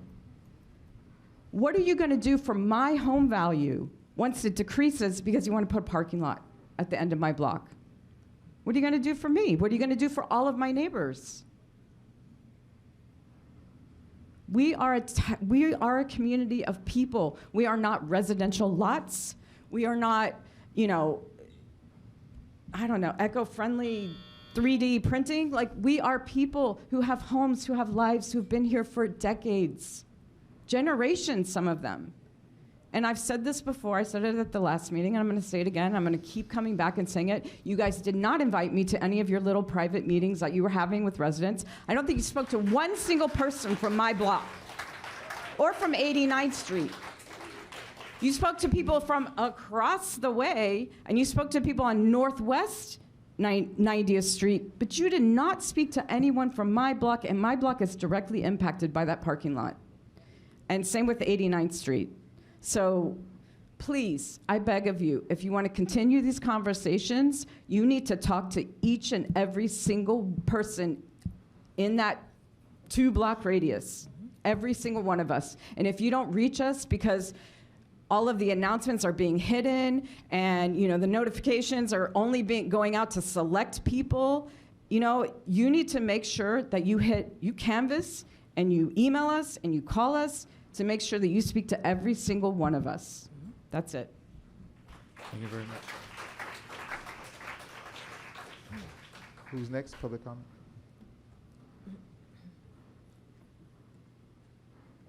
Hello, my name is James Curry. I reside at 52 Northeast 90th Street. James Curry, 52 Northeast 90th Street. You guys have done a lot of work. A lot has gone into your planning and stuff like that. I just wish you would have planned a little bit more of going into our neighborhoods and find out what we want and how you are going to be fought tooth and nail on this project. You can talk about how you're going to mitigate the traffic. I'm sorry. I lived here for 27 years.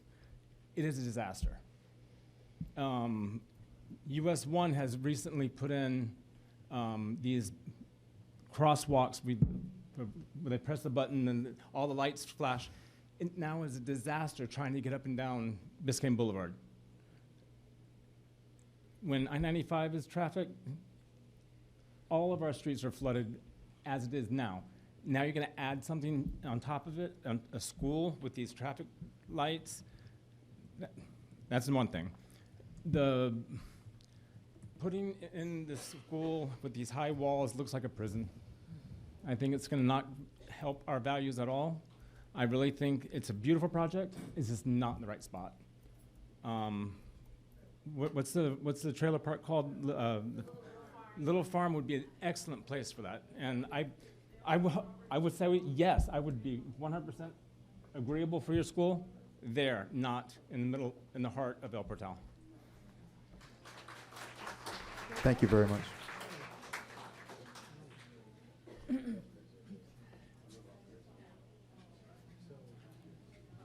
Hi, everyone. I'm Edna Edelman. I live at 301 Northeast 88th Street. I did reach out to Lauren, and we had her over to my house to meet with the residents of 88th Street, Northeast 3rd, those of us who are directly impacted by the school. So some of the concerns that we raised, of course, were parking and traffic.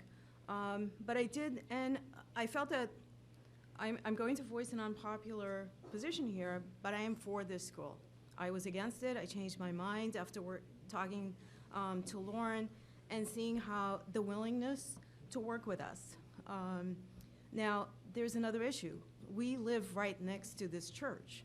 I would prefer a beautiful school than an 8-story apartment building. The previous proposal was for something like a Citadel with restaurants and bars. I prefer hearing children than intoxicated people in a parking lot late at night. Also, another point, the school is open 9 months a year, 5 days a week. Traffic is an issue for pickup and drop-off for 5 days, 9 months. I shudder to think that if this school does not go in, what will go in instead? It's zoned for Z4, which is commercial. They can also invoke Live Local, and we get an apartment building. And I know that my neighbor Joni, who's waiting to speak, and lives right next door to the church, would not appreciate an 8-story building looming over our house. So I know that a lot of you are opposed to this. You don't like Adam Newman. You don't want a Jewish school. Lots of reasons. But think about what is going to go into that lot. The church is falling apart. We went on a tour. We could see that it's been exposed to the elements for 20 years, and it's deteriorating. It's disintegrating. Something needs to go in there. It's great to say, I don't want this, and I don't want that, but what do you want? Something needs to go in there, and I prefer a beautiful landscape school to retail or an apartment building. Thank you. Thank you very much.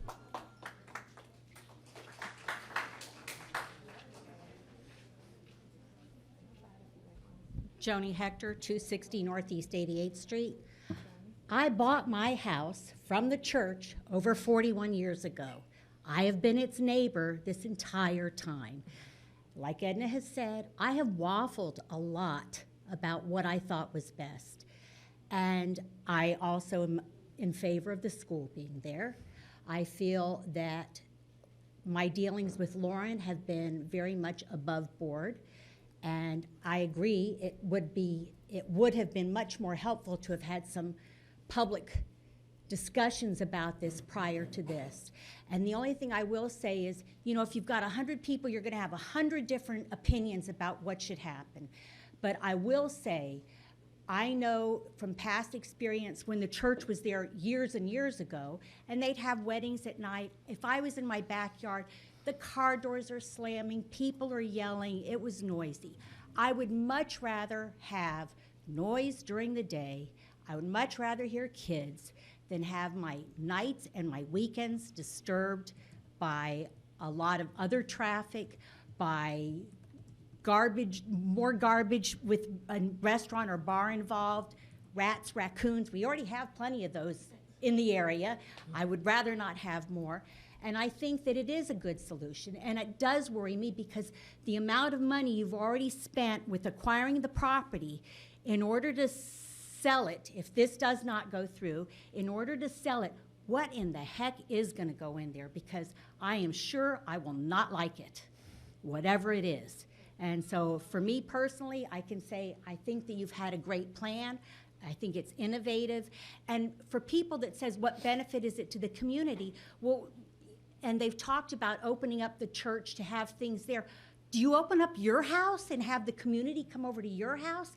These are somebody that owns it. They don't have to do that. And as far as the wall is concerned, school issues are a real big problem right now. Our kids' safety matters most. And I think having the wall is the only solution you're going to be able to get away with.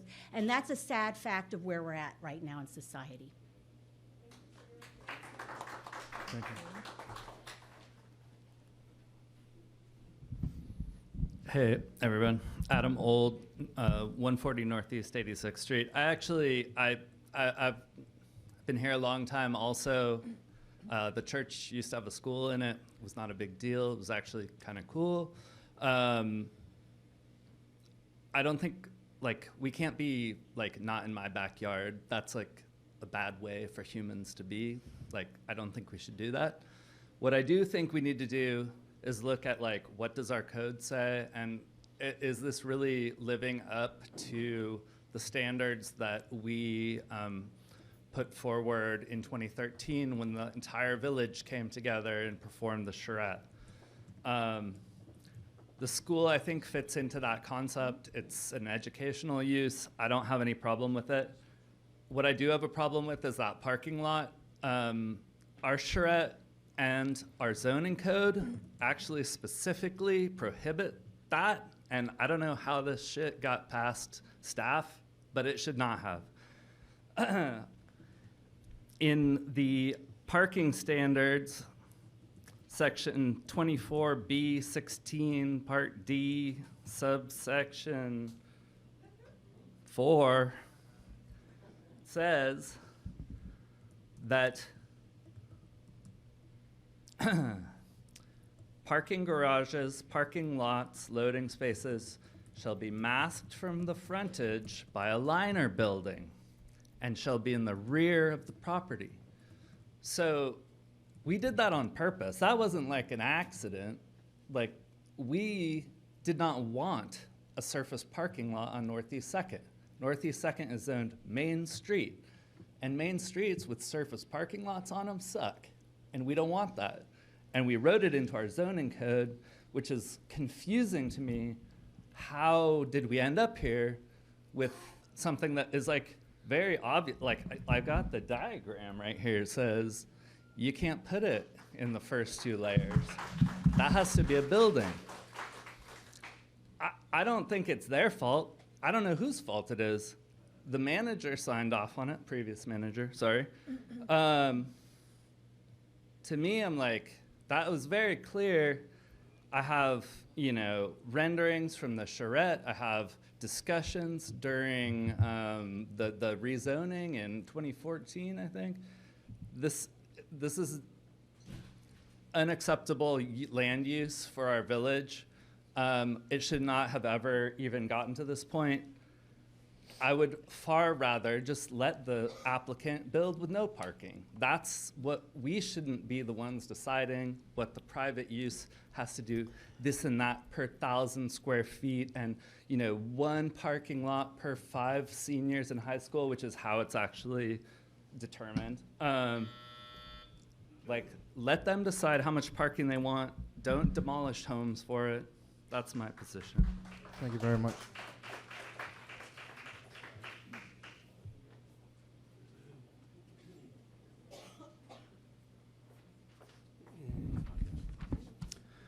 Greg Steer, 120 Northwest 86th Street. I'm going to go over a couple of things that I've already gone over before, but I just want to say thank you to the council for voting for the deferral. I think that was a smart move, and for the Adam Newman Group to agree to Village Halls. I think that's a good move. One thing you didn't mention in your entire presentation was the fact that you're going to tear down Raider Church. Not a single mention. Erasing permanently part of our history. And not for nothing, but it seems like a perfect layout for a school to begin with. It was a school. If you look at it, it's a very elegant and functional structure. Outside of Little Farm, this commercial lot is the only commercial lot that we have that sits directly in the heart of the village. It should be our town square. It should have been a park, but at least it should be a development that is accessible and usable to every single resident and not just to a wealthy few.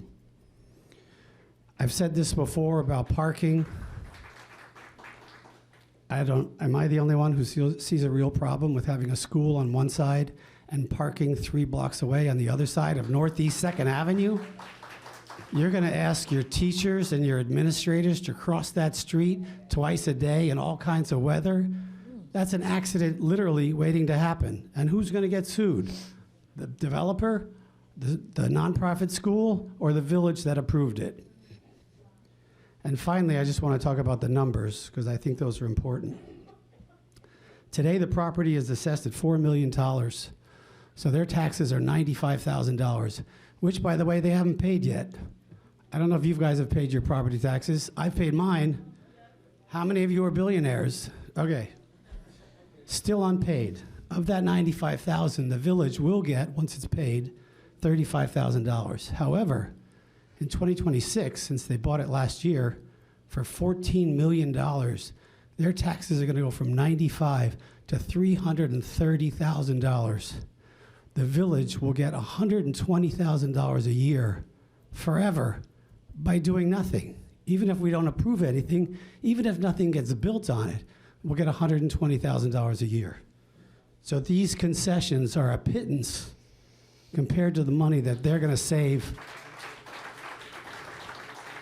Over 5 years, you're talking about $1.7 million. Over the next 10 years, you're talking about $3.5 million that Adam Newman is going to save and the village is going to get.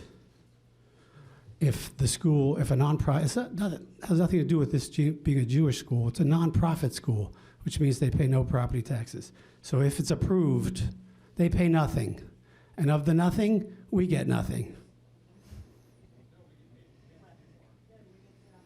So think about that, who's ever sitting across the table when you start to negotiate these concessions. Thank you.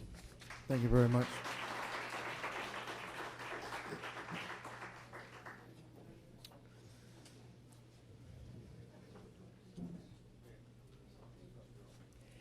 Hey guys, I'm Denise. 173 Northwest 88th Street. Since what? I was 12 years old. Right. So I spoke to Lauren. Lauren caught me at the end of the meeting. She was like, oh, I need to talk to you. I was like, hey, girl, call me up. She called my phone. We had this long conversation. First of all, she's a really, really nice person, right? I like her. We had a great conversation. We went back and forth. Then we Lauren. Right. She was free to talk to anybody who wanted to call her and talk to us. So if you ain't get her number, you got to get her number because she will come. All her people. Oh, they cut me off. Okay. Right. Oh, you know them, right? Right. So we had a great conversation. I'm in love with you, Lauren. I really am. You're such a beautiful lady you are. But you know I got a problem with the fact that it's non-inclusive. I already spoke to you about that. Yes, now I understand. I don't have a problem with it's Jewish, Muslim. I don't care which one it is. I have a problem with the fact that it's just one set. I'm an all-inclusive person. Y'all know sometimes I'm Haitian, Jamaican. I'll be Puerto Rican if you want me to. But I need it to be all-inclusive. That's what I need it to be. The 8-foot wall, we don't have nowhere in El Portal where you allowed to have nobody's wall, anybody's bush. They just let my neighbor tear down his whole entire bush. But if you have enough money, I got a teacher voice, I don't need this. If you have enough money, then you get to build an 8-foot wall. They said, no here. We're nice, we're quiet. Another thing, Life Award said it, we itsy bitsy though. We itsy bitsy, and the only thing that your school is gonna do is grow. And as it grows, it's gonna take up more and more space. We know this because of Cushman. My vice mayor mentioned Cushman, and also Country Day over here. Country Day looked like a whole campus for college. They might as well make it a college institution. And then let's not talk about the traffic. There's no way to mitigate traffic for pickup and drop off in anybody's school. I'm a teacher. No way. Miami Shores, get out of here. Elementary, yo, if I don't get there in time, I'm in that line for a whole hour waiting for my little nephew. I'm not doing it. Right, anyway, so I don't know how the people around you gonna feel. That's another thing. Next thing, the fact that, oh, you're gonna be nonprofit, so you're not gonna pay us no money. That's another thing. But I heard my boy say, I was listening to you, sir. You said $25,000. This man just talked about $100,000, $25,000, although it's very nice. We got a $500 deficit. He keep telling me no, but I ain't seen no proof that it's gone away yet. So until he show me proof, Mr. Mayor, I'm gonna keep thinking we got a $500,000 deficit. So $25,000 ain't gonna do nothing for us, poo-poo. But, I'm not finished yet, and I'm on a roll. I gotta keep it going till I'm done. And then you can answer me, right? So, now, besides all of that, I'm come back to my council. Number one, I thank you for deferring it. But how you make a decision or even vote on something and you ain't heard from us yet? Who does that? You're not listening to us in common welfare in the beginning no more. You done cut that out. What, you afraid of us? You don't want us to talk? We not allowed to get up here and talk and carry on foolishness and then you vote? Oh, they done cut me off, y'all. Y'all know I got 2 more minutes, just a little bit, Mr. Mayor. Now, I'm asking the council again. I appreciate the fact that you deferred it, but don't defer it so that there's only 5 of us here the next time you bring it up. I need those people who are always here, I need you to be here so that when we not here, so you can call us to it so we can fill this room every single time. I'm in love with y'all. I'm sorry I don't agree with the fact that if you had a regular school and everybody could come, maybe I'd be a little open. I love the fact that it's innovative and that, you know, you're gonna use nature and you're gonna save trees. That's really nice. That lady was boring though. But I need your thing to be all inclusive. And I need it to be beneficial for my neighborhood. I'm not asking you to open the door and let us in every day. Like, you're right, ma'am. Nobody's supposed to open the door and let you into their house regularly, but they getting away with a whole lot. They saving a whole lot of money. And I'm sorry, y'all make more money than we make. So we gonna keep deferring. I'm sorry, Lauren, nothing personal. I still think you's a beautiful person. We gonna keep deferring. I need y'all here every time.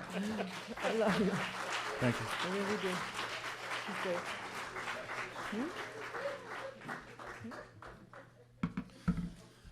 Tim Bossity. I live on 149 Northeast 89th Street.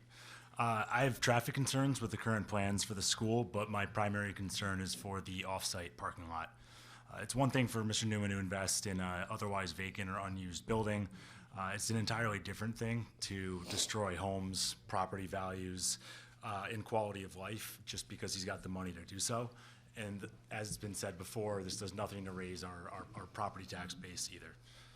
So putting in a parking lot, adding significant traffic with a subpar traffic plan, I mean, counting on people in Miami to be on time as a traffic mitigant doesn't seem like a good long-term solution.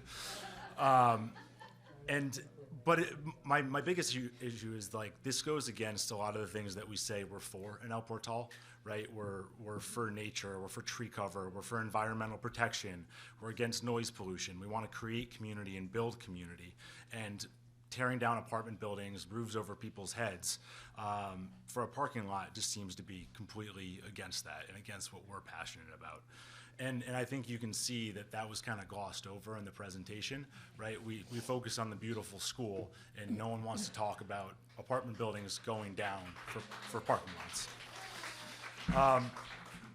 And look, I think one of the things that we all have to be careful of is, he's not here to take it personally, nor do I think he would care, but everything that Mr. Newman has touched has been essentially lit on fire.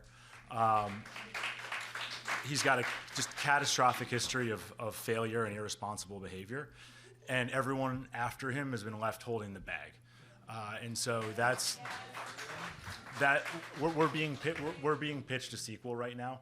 And I think that's one of the things that we have to make sure that we're very careful about is if this does go forward for the school, what are all the contingency plans for when he blows it up? What happens after?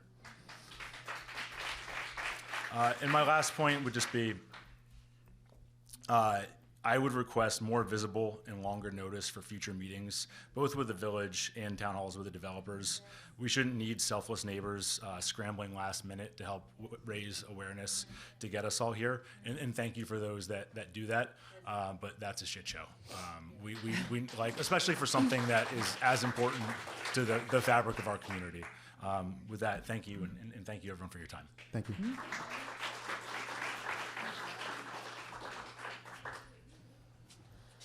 Thank you.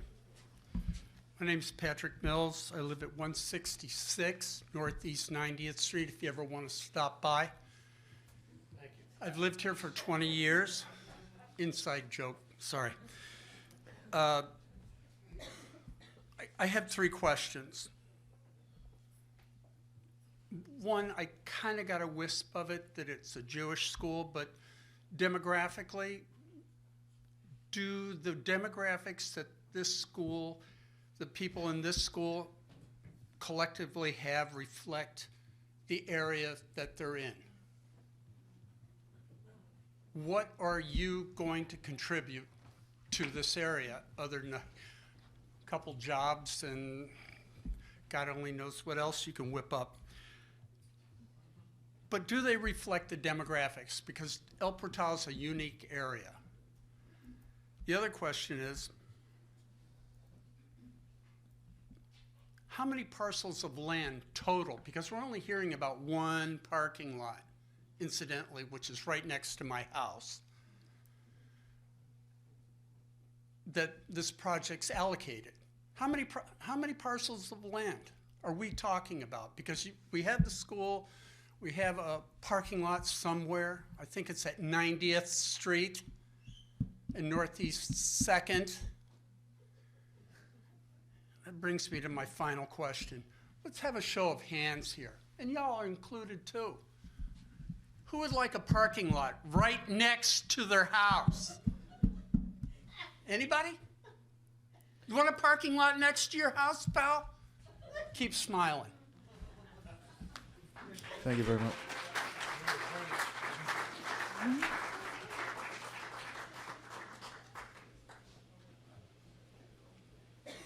Hi, my name is Pamela Mills. I live at 166 Northeast 90th, next to the proposed parking lot. I have a phrase for you. It's called quality of life. Really think about that, because we throw it around, but this whole project is going to disrupt all of our quality of lives. Whether you live next to the parking lot, proposed parking lot, that I will be living next to, it impacts my quality of life immensely. But guess what? It impacts all of yours.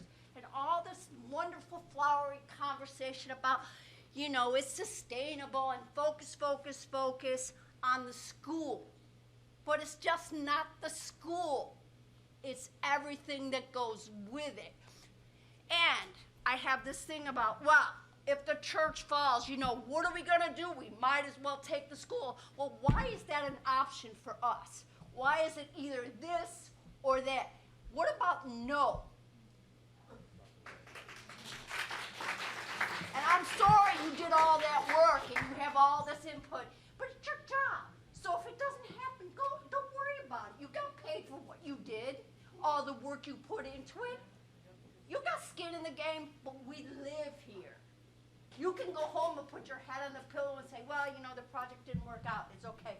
But if you go forward with this project, that's where the quality of life comes in again.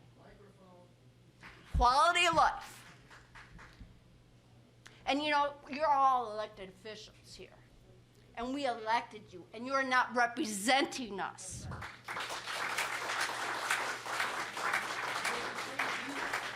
If you really listen to us, this project would be no. You're supposed to represent us. Bear that in mind when you make your decision. Thank you very much.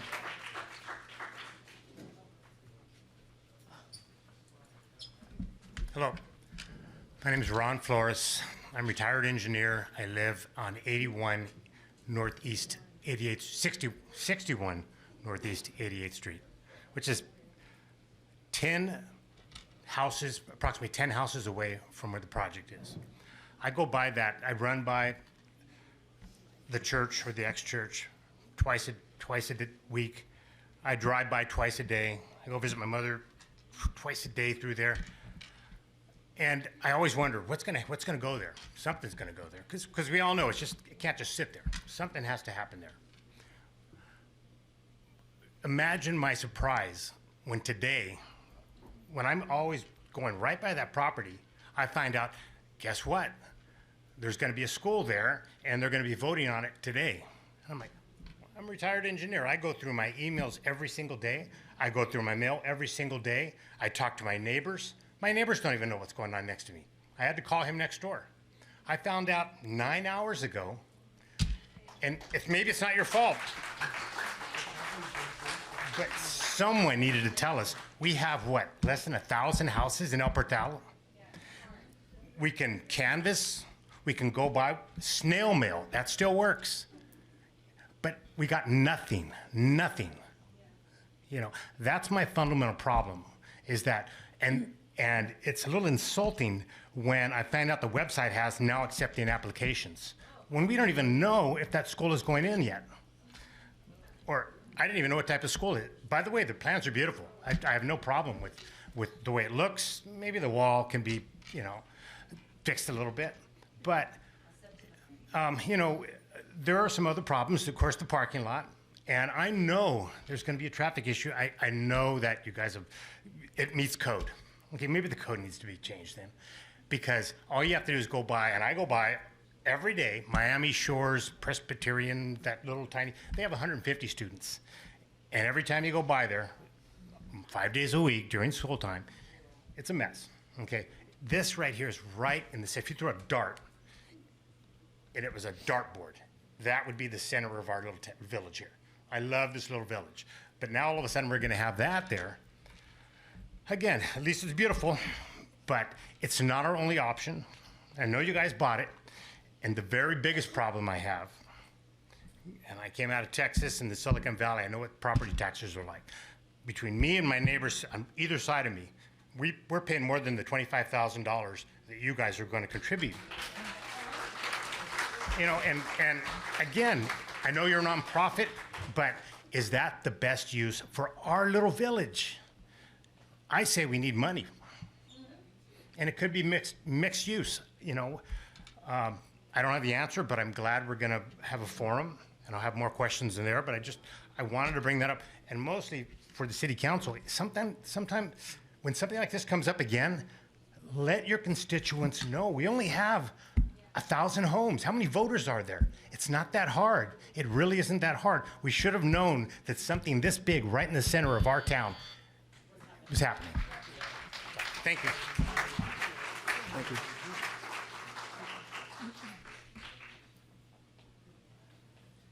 Hi, everyone. I'm Jo Alice. I literally just moved here about 8 months ago, so did not know that this was happening, so thank you for having us. And I don't want to reiterate what's been said because I think everyone is saying a different version of the same thing. So when it comes to traffic, obviously there's concerns. When it comes to quality of life, there's concerns. When it comes to taxes, there's concerns. So I'll give you my perspective, and it will definitely conflict with a lot of the emotional feedback that I'm hearing. I'm thinking about it from kind of like a scientific perspective, and also because we did just move here 8 months ago, but we did come from 74th Street, Parkview Island on the beach, which is right next to another school. And, from that perspective, I did not see our community change. The school there, I think it's called Lerman, was very small when we first moved there about 6 years ago. And then it expanded, and it continues to expand. And I'm literally 3 or 4 houses away from there. So when I moved here, I love the fact that this is such a beautiful, quaint community. I'm Dominican. I grew up in this environment. This is like reminding me of home. With that being said, as someone who, I work in tech, I work in engineering and AI, so seeing a school that is bringing forth a place where people, and I do think it is going to be inclusive, right? I'm sure there's going to be scholarships and things of that sort. Let me land my plane, please.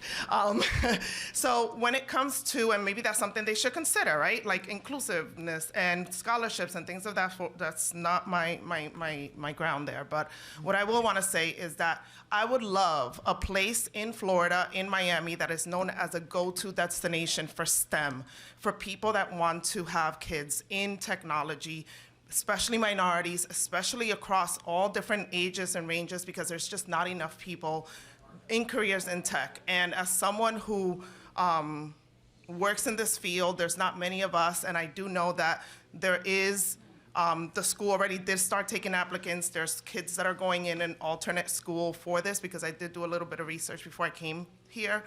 I do think that if we're known as a destination where people are bringing children that want to be in these type of careers, that are trying to advance their children in AI, it is a very big win for the community. It will bring forth other people. You don't have to agree.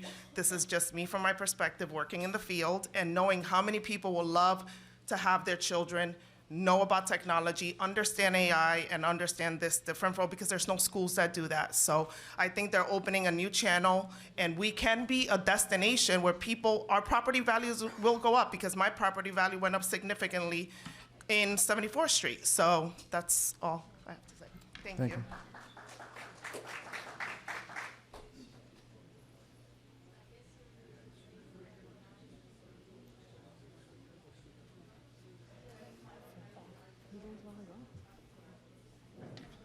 Hello, my name is Mayor, 298 Northeast 87. I am actually in a belief that it will increase the property value. I know the people that will come, you know, parents that will have their kids there would rather also walk to school and not drive and traffic and everything. I see the schools, I don't have kids, but I know that after school hours, the place is a quiet place. And if the developer already owned the property, I don't want another Citadel next to my house until 11 p.m. with drunk people.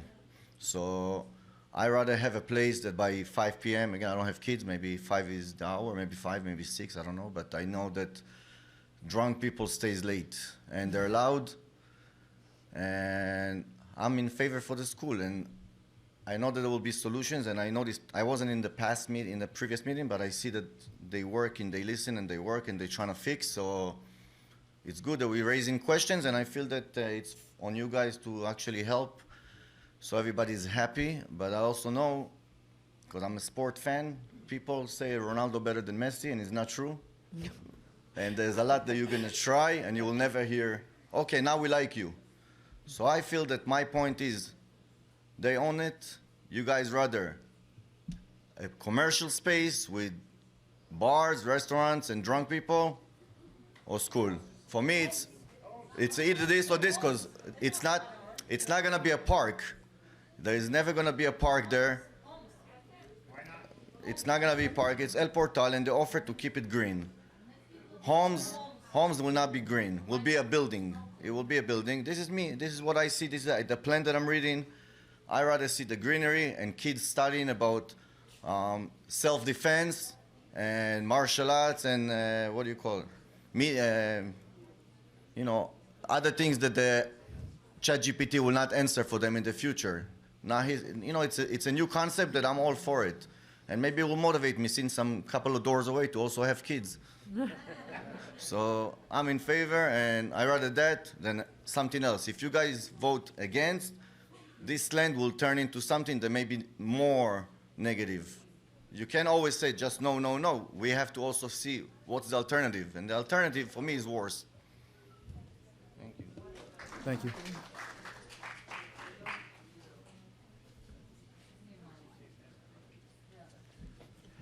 Hello, my name is Craig Smith. I'm at 285 Northeast 88th Street. And I moved to the village 25 years ago from San Francisco. And I don't know if a lot of you know, only a few probably know the story, but my neighbor was the former mayor, Audrey Edmondson at that point. She was served as mayor of the village and then went on to serve as mayor of the county commission. And she, as I was unpacking, she said, we really like to get younger people, people that are newer to the village, I was younger then, to get involved. And she asked if I would run for the council, and I did. And one of the things that I love about this meeting is hearing so many strong voices. There's so much passion in the room, and I hear that, and I think that's one of the things that makes this village unique. I'm a big believer in public service. I served for one term on the council. I'm also a big believer that council members should rotate, that you should, you know, do your service and then give other community members a chance. So I encourage you, this is an election year, right? Yeah, run for office, get involved, knock on doors, and these concerns that you have, you know, actually do get involved, do more than vote and come to these meetings. I think it's so important, you know, it is your village. When I heard about this project for the first time, I was concerned about the process, about hearing about it last minute. I was concerned living on 88th Street near Edna and Joni about the effect on the property values of our house. I was concerned about traffic. I was concerned about quality of life, all those things. And I really appreciate, Lauren, you know, you took the time to, and you did say after the meeting you were available for anybody, you took the time to meet with our neighbors. I encourage you to go to the town hall meetings. You answered all the questions. We had about a dozen main concerns, and you answered them all, and that's part of what's being proposed here. I know that's going to change. It can be adjusted in terms of the contribution and how it's laid out, the paving of the street, the parking concerns. If you look around Miami, And as I drive around, I'm astounded. Every time I go to Wynwood, new buildings have gone up. You look at what's going on here, what's going to happen in the Little Farm. Development is here, it's coming, huge developments in Little Haiti around here. So we can't stop that, and I don't believe that we can be just a no. If it is not the school, and the school we all agree is beautiful, what's it going to be? A friend of mine was the developer who owned this before, and they were going to do the restaurant, pizza place, offices. I think generally, I mean, there was upset too of the change of that, and I know Ed and others said they don't like the idea of nightlife or people being there, like making it a citadel, but that wasn't financially feasible. So something's going to happen there, and we're not the owner of it, so we don't get to decide. And my concern is that if it's not this beautiful school, what's it going to be? And so this developer has invested in it. It's a quality project. I think that it's important to note that the people right there on 88th that have met with Lauren, that we're satisfied with what we've heard. Is there more work to be done? For sure. But I think the best that we can hope for is to have good neighbors. And I really appreciate your taking the time and your continuing willingness, to do these town hall meetings and to listen. So, and I just would encourage everybody to just not just be a no, but to listen and to think about what you would like instead. So thank you. Thank you very much.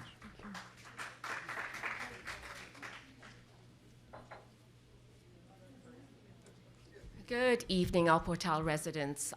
Thank you for allowing me to speak, to express my point of view. I want to begin first by saying that when the council member mentioned that there are a lot of new faces here, faces who were not here at the last meeting, these are individuals, select individuals that Lauren met with, okay? And they were, I'm sure, encouraged to come to the meeting to express their point of view. What you should have done at the last meeting was go to each and every person present and give them your contact information so that they can speak with you, and not just allow them to try to find where you are or what your number is. Because if you are open to having people come and for you to explain to them exactly the process, what's going to happen, I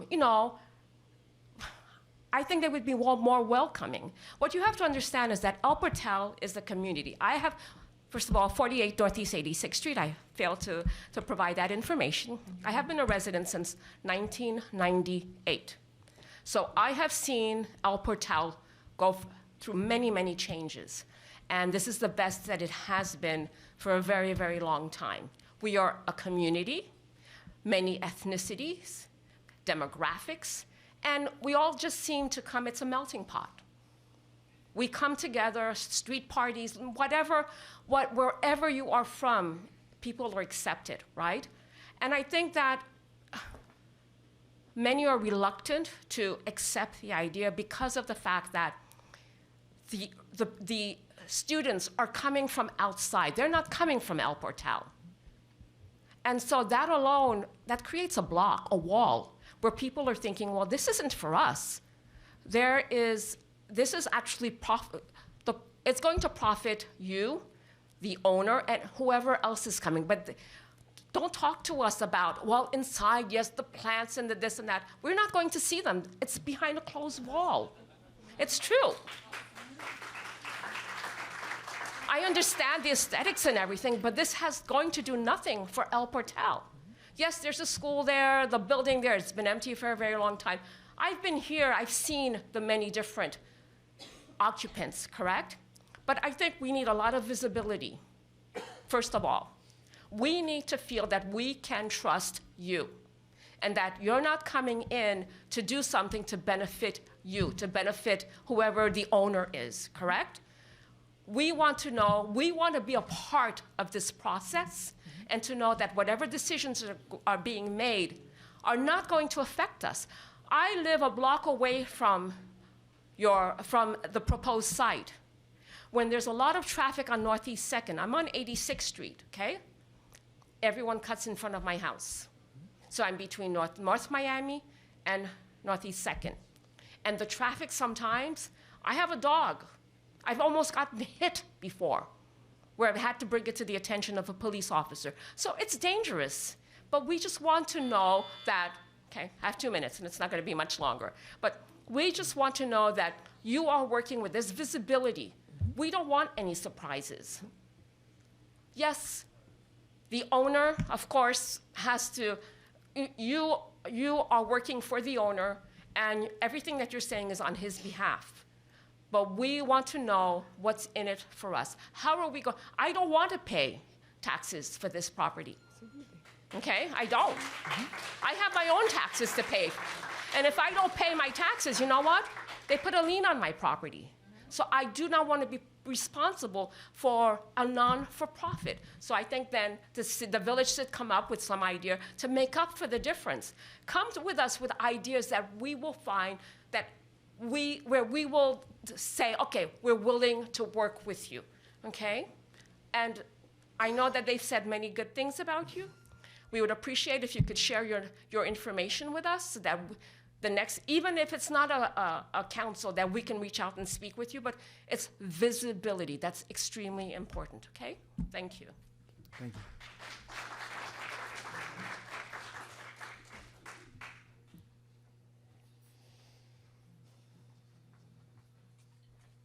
Hello, good evening.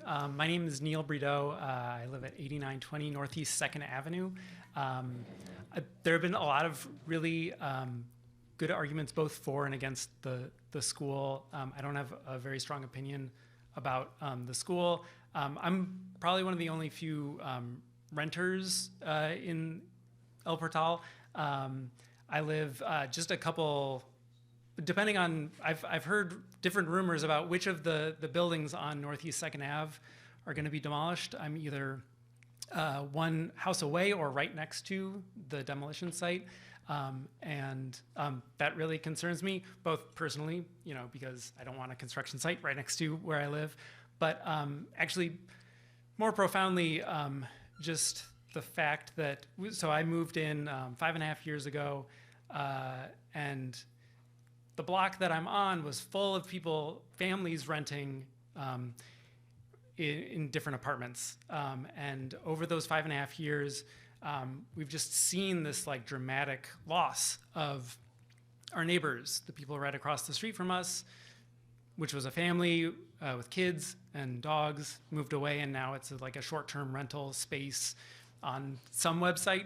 We can't seem to find it, but people seem to like go in for a little bit and then leave. And then the space directly next to it had tons of families living in it.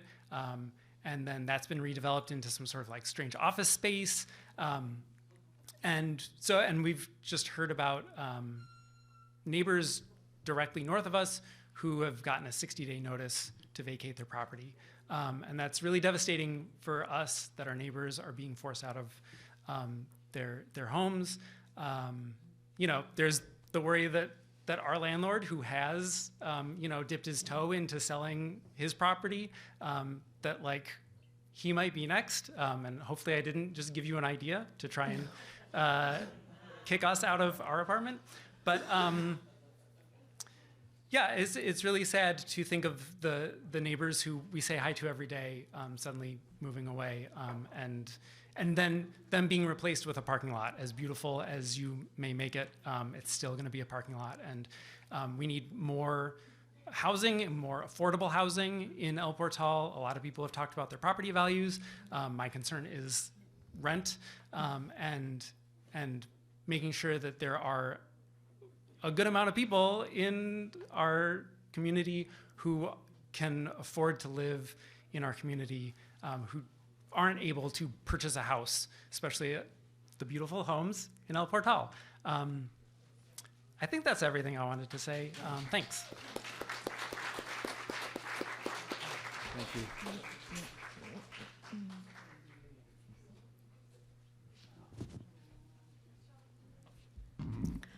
Alexandra Bassa, 120 Northwest 36th Street.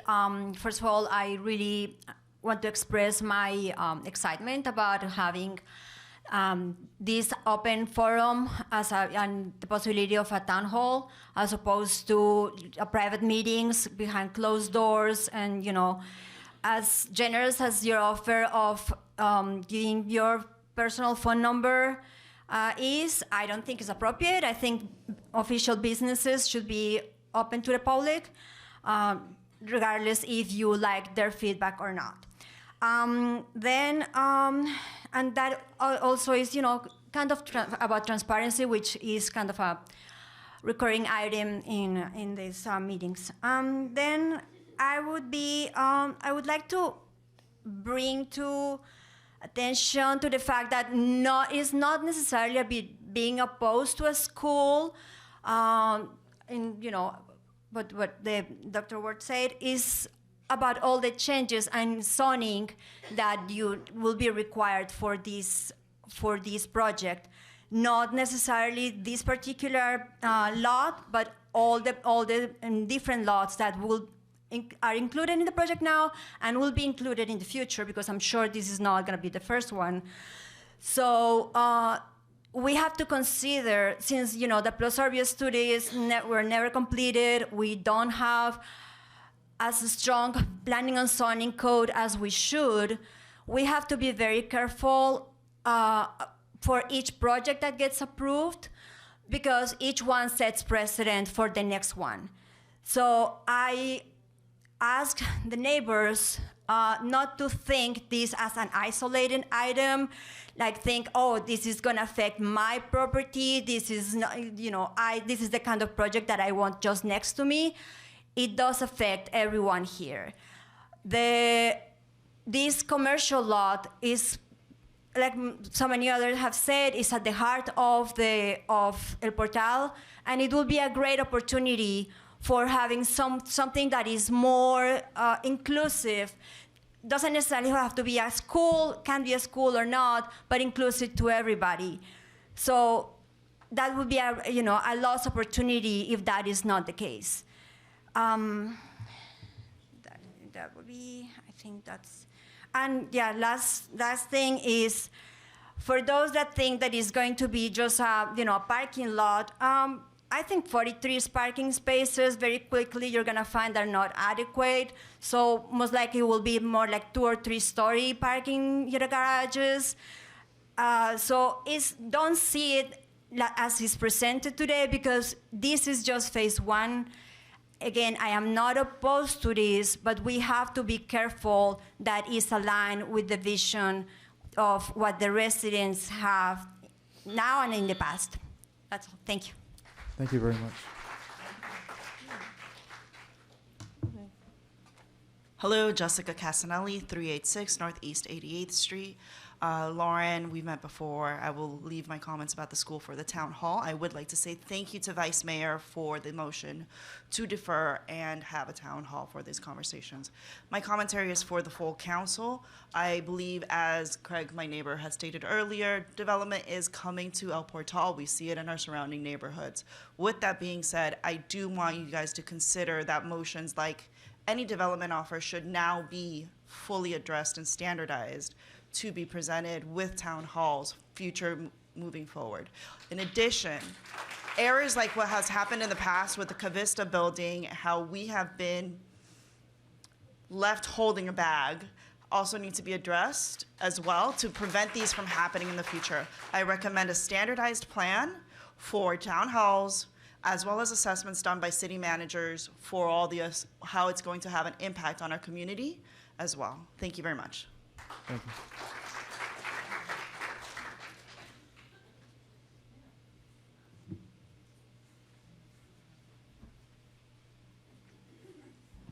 Good evening, Ken Hector, 260 Northeast 88th Street. My wife was up here earlier. She's all for the school. I'm torn. I am not for it or against it. I'm torn totally with it. In fact, we live so close to the school. See this wall here? That's my backyard, okay? I don't know anybody could put their hand up and it's gonna be their backyard. I guess nobody, but that's gonna be a backyard. I've been living in El Portal since 1999. There was a school there at the time, and I worked at home. There were little children playing. It was an enjoyable time. In fact, one of the last things that was done there was a memorial for my mother-in-law who passed away. After that, we've had about 6 developers there.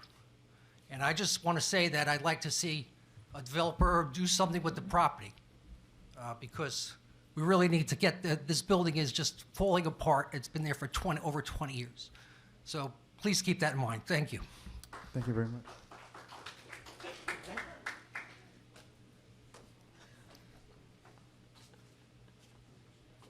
I'm back.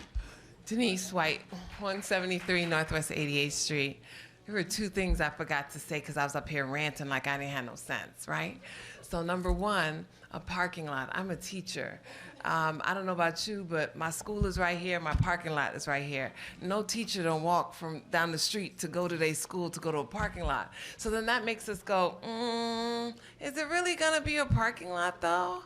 Couldn't they just have parking right there on the property somewhere? Or are they gonna make it so big that they're not gonna include 43 little parking spaces right there? Like, why is it down the street? And why would the teacher walk? Not even a teacher, why would a principal walk from all the way down the street to go to the school? That's number one. I don't understand that. But, you know, again, if they get it passed for whatever they special variance, special acceptance, if they get it passed for a special acceptance, and let's say, I don't know, we bother them till they don't want to make a school no more. They could do whatever they want if they get it passed, right? They can make it into, they can make it into whatever, well, sort of, kind of. Okay, anyway, that's the question. That's number one. Number two, they say, well, it's their property. They get to do what they want. Look, I got a property. I want to remake a yellow school bus into my house. I can't do that here at El Portal. Why? Because we got rules. And they said, no, nothing with wheels. I own the property, but because of the rules of the city, I can't have a yellow school bus that I live in the back of my mama's house with. You know, I can't have it. So then why does, maybe it's because y'all got more money than me? Is that why you can have a 8-foot wall and get to do what you want? Oh, Lauren, come on, Lauren. Anyway, yeah, that's how Thank you. I saw that coming. I saw it.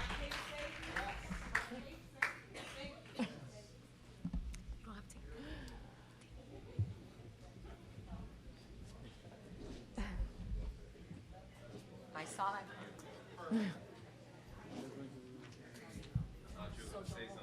No, I saw that coming. Oh. Okay, cool. Good evening, everyone. My name is Jason, 280 Northeast 88th Street. I'm new to the village somewhat. My wife has pretty much grown up in the village. And we did everything we could to buy her aunt's house when she was selling it. So we're in the process of construction and putting everything we have into this house to make it a beautiful home for our neighbors and for our family. And we are 2 doors down from the proposed area. So we are in real estate and we're pro-development within reason. And I will second the fact that Lauren is a great person. You know, we spoke with her earlier, and Jeff. But with schools there, I would really like some more clarification on the 350 that you said it will never be more than that, because I've been a part of schools. I first came here to go to Barry University, and I've seen how they've expanded their campus perpetually.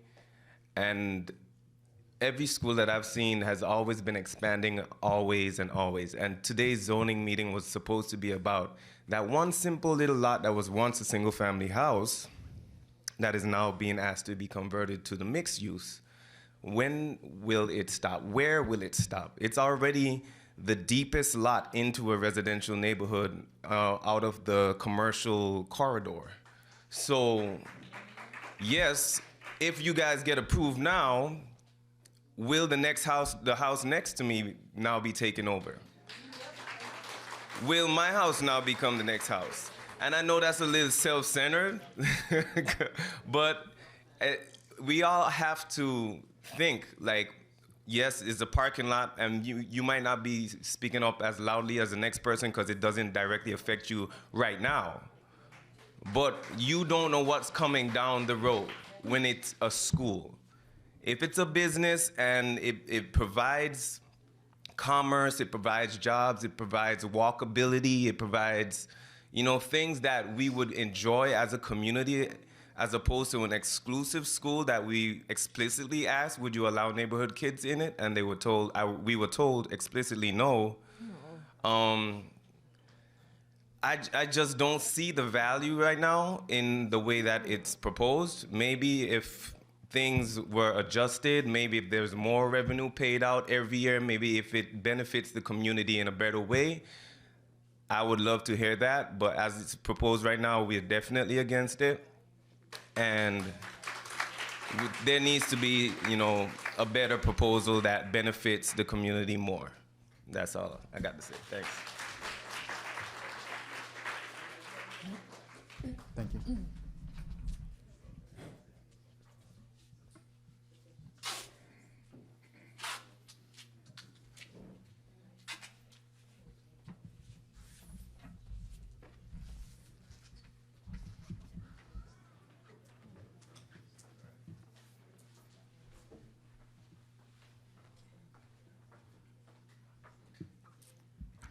Velvet Connolly, 355 Northeast 87th Street. So I, third, fourth, fifth, what everyone has said about you, Lauren, I have grown to have so much respect for you, and you have shown me personally and, people in the meetings that, we've been able to have, that you really are genuine, that you're sincere, and that you care. And I think that that's a lot more than what we can ask for a lot of times with developers when they come in with a certain temperament. So I think that in and of itself is advantageous to us as a community. And I really do like the idea of the school in terms of what they're proposing academically, the look and the feel of the school feels nice. I've said this to Lauren, and I want to just say this. I've spoken to a few people on the council about it.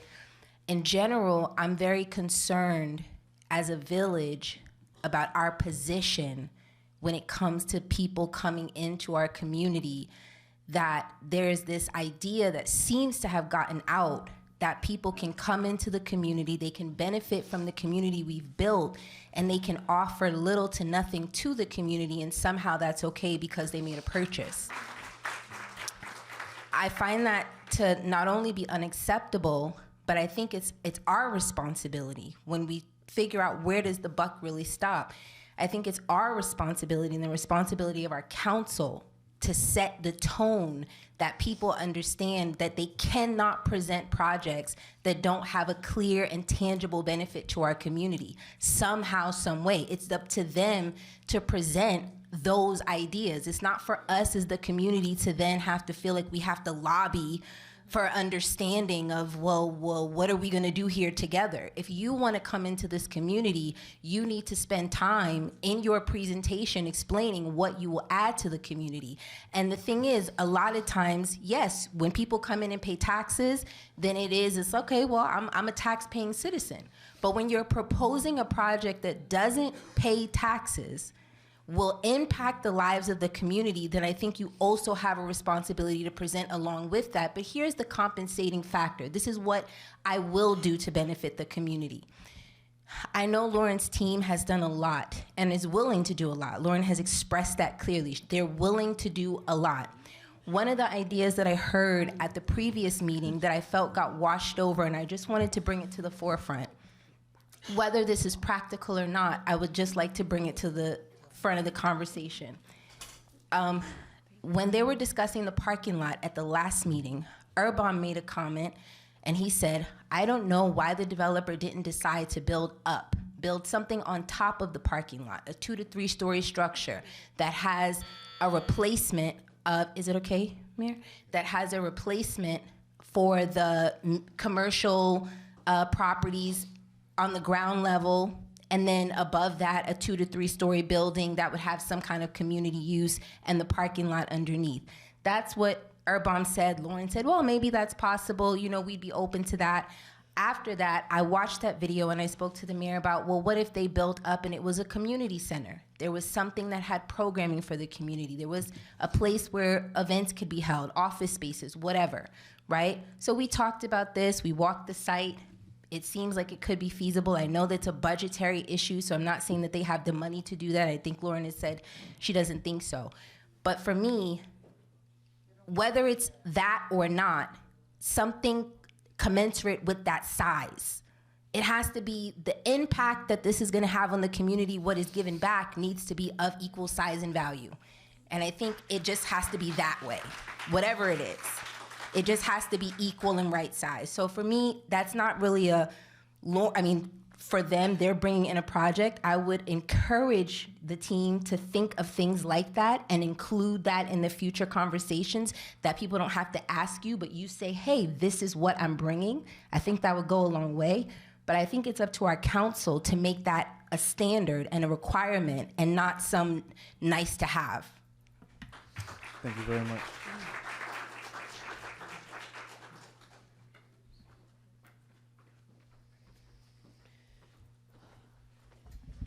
Noel Pace, 206 Northwest 91st Street. Also, my wife has a preschool, the building that's right across the street on 87th Street, Miss Claudia's Village Academy. We've been in El Portal since 2008, so we've been homeowners, business owners. And so, hey, first of all, to reiterate, Lauren, we spoke with you. You're doing a great job for your employer, and we appreciate your efforts. What I'm concerned about is that I think that I think we love education, and we love the idea of the school, and the treehouse fortress concept that you guys have going here is really interesting, and I love talking to hearing about your design for the deciduous trees and all those things. The thing is we talked about it. What's the rule number one in real estate? It's location, location, location, right? What's rule number two? Well, that, and don't get emotionally tied to a piece of property, right? And so we have talked about it, and there was another gentleman who said it, and I think that El Portal is a great community and would welcome you, but I'm not sure this is the right spot. And that's what I've shared with you. I'm going to share it with the town. I've shared it with all of you.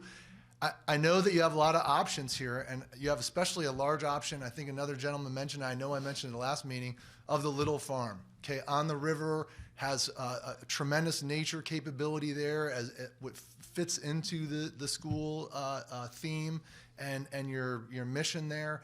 And so the thing is what concerns me is we had 4 hours of feedback at the last meeting, and at this meeting, not one change or proposal, not one modification, not one anything.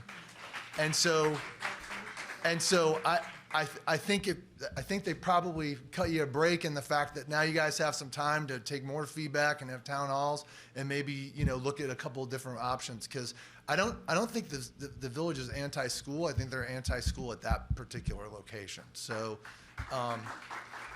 And that's just me reading the room. Now we do have a couple of people here that make comments that they may live right next to the school or so on. I am concerned, as Violet mentioned. We already have, and I appreciate the transportation guy saying the county approved this, okay, in terms of transportation. The county also approved Miami Shores shutting off its streets and pushing cars into our area, where our streets are depreciated more because of all the extra traffic. Now we're talking about additional traffic here. So that's what I'm saying is and any project that goes in there is going to need a sewer, okay? It's not just you guys, it's anything that's there. So please just relook the plans, look at it. I personally think the town would be behind putting the school at the Little Farm. And I mean, if you guys really want a school, I think that's the place. And I think that may help you. So that's it. But, again, we've been above board, and hey, we think you're delightful. And thanks very much, okay? Thank you. Thank you very much.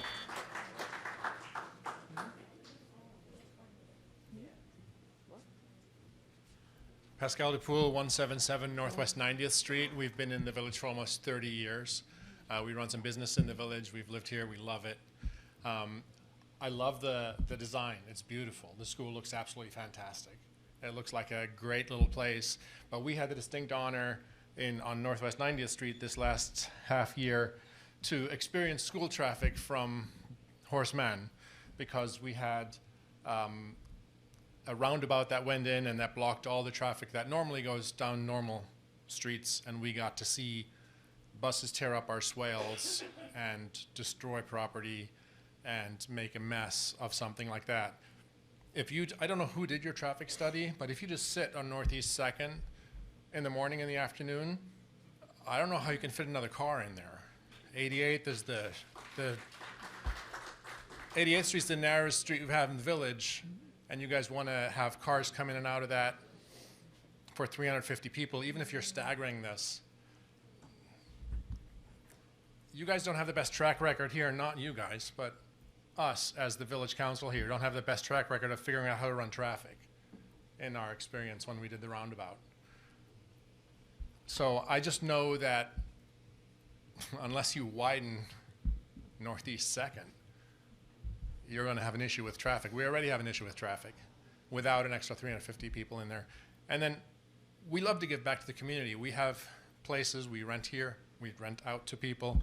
We love our tenants here, and we love to give back, and we love to see somebody giving back. We pay taxes, we add something to the community, and for you guys to come in and say we're going to do something, not pay anything for it, or pay a smittance. You know, the $25,000 a year is cute. I just would like to see a little bit more. And again, I agree with what's been said here. I don't think it's the right place. The school's beautiful. We're not against it. We're against it there. Thank you very much.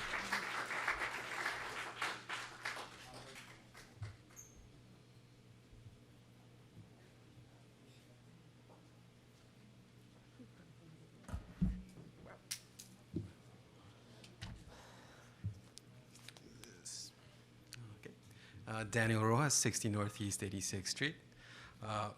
Just want to say I've been on the fence with this project since the start because the structure. I don't think you could have a better structure or a better, more thoughtful plan with regards to the environment and plants and drainage than this.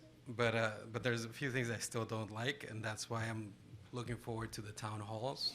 And I appreciate that we deferred this and that we're going to have at least 2 town halls to discuss it. My biggest concern is, just like everybody else, the parking lots not adhering to our code, the disappearance of housing and no plan to make up for it or for the revenue, the exclusivity of the school when we say we love the community, we love El Portal for what it is, but then we have 8-foot walls to keep us away from everything else. And I think these are all things that we can discuss in town halls and maybe work up to something. A concern of mine is that we had discussions that day of 4 hours, like somebody else said, and we also had those private discussions about our concerns and things that we'd like to see. But today we heard the same spiel as we did in the last meeting. So hopefully we can get some change and something that actually works for the city, because I would like to see this work for us. But again, I'm still on the fence. But I'm looking forward to town halls, and thank you. Thank you very much.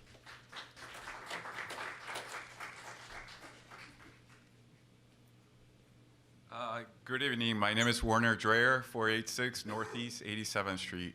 So I again just want to thank Lauren. You hosted that meeting. I was at Edna's house, so thank you very much for reaching out to the community.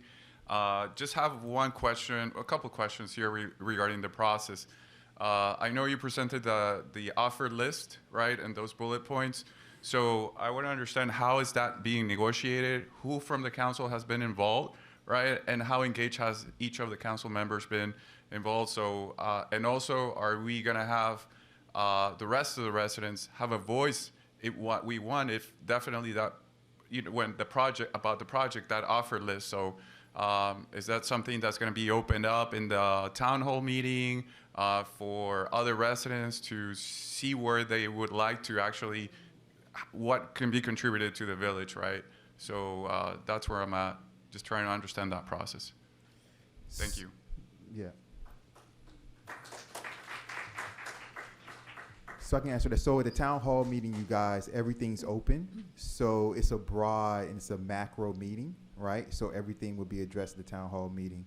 As far as development agreements, it always starts out where the manager and mayor, we put out our initial wants, and then they come back with their responses.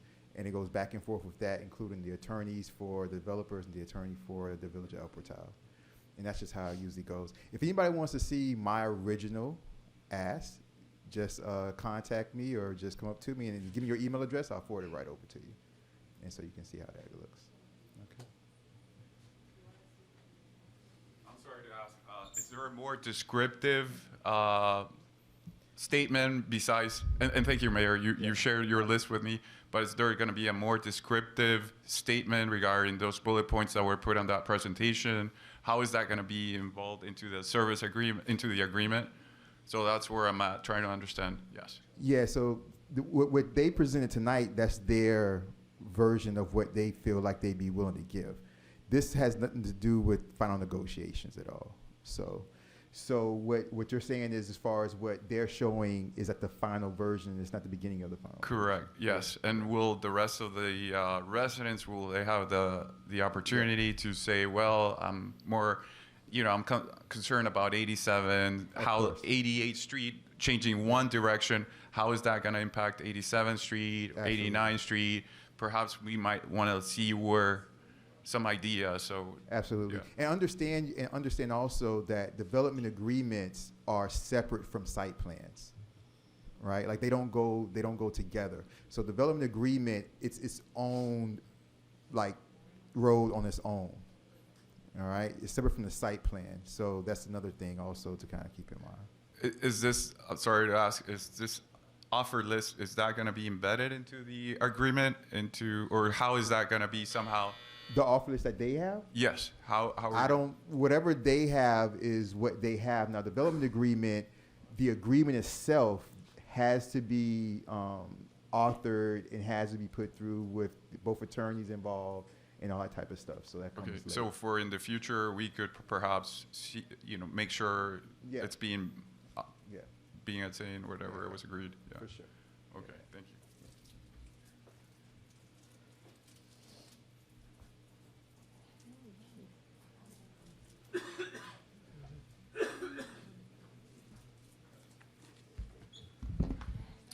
Hi, I'm George Alvarez. I live at 165 Northwest 88th Street. Mr. Mayor, we had a conversation recently where it was suggested that in addition to other methods of input, for which I thank the Vice Mayor to her gracious idea to be a proponent of a town hall, might there also be a tech answer, a simple Google sheet for which people can make suggestions? I'm sure some of them will be outlandish, some of them will be egregiously NIMBY, but I bet some of them will show quite a bit of wisdom. And I think there is something to be said in the wisdom of the masses. And this might be the thing that starts people so that when there is a town hall, we can all come correct and we can speak cheerfully and honestly and maybe even realistically after we've tested our own ideas. I think that might be fairer to the applicant, quicken things up a little bit. I have no doubt that through the swamp that you guys just waded through, you did get a good list of things that you're going to have to respond to, honestly. And I hope you take it seriously because there is a wisdom here in this mass. Secondly, I want to say, if there's one thing that I heard tonight, there is some disapproval of the school. There's a lot of approval of the school, but there's a whole lot of conditional thinking about the school. I think that some of the list of concessions that the mayor was asking for, one of them about kind of cloaking a potential parking lot to appear like the rest of the building, that's literally in our code. So that's not a win for us. That's something that you're obligated to do. Mr. Calderon, or I'm sorry, the engineer from Caltran, he mentioned basically adhering to the minimum required tenants of Miami-Dade County with regards to traffic control. We need better than that. So help us help you, right? Like, I think you guys can come up with some creative solutions and we will too. So this is not a way of being like a bully or anything like that. And we hope that the same comes from you guys, that we will earnestly try to work together.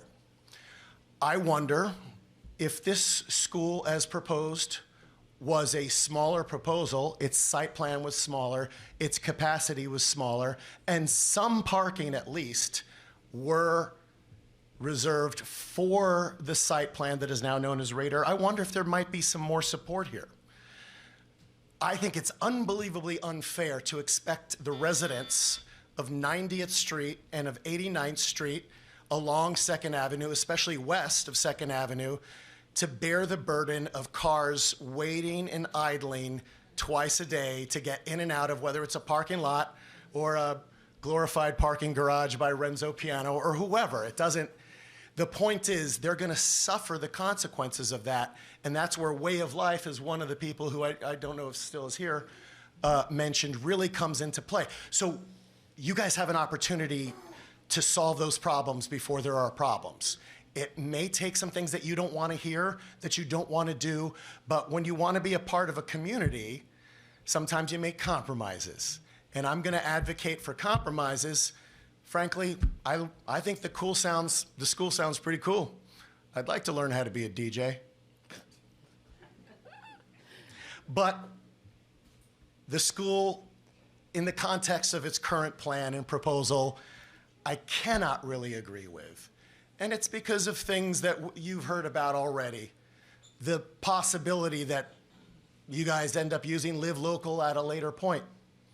The possibility that any agreement that we make with you, and by the way, $25,000 a year is really nothing. As somebody said, it's cute. At $25,000 a year, everybody, in 30 years, we could have another roundabout at 91st and Northwest 2nd. So, that is to say, we like you, Lauren.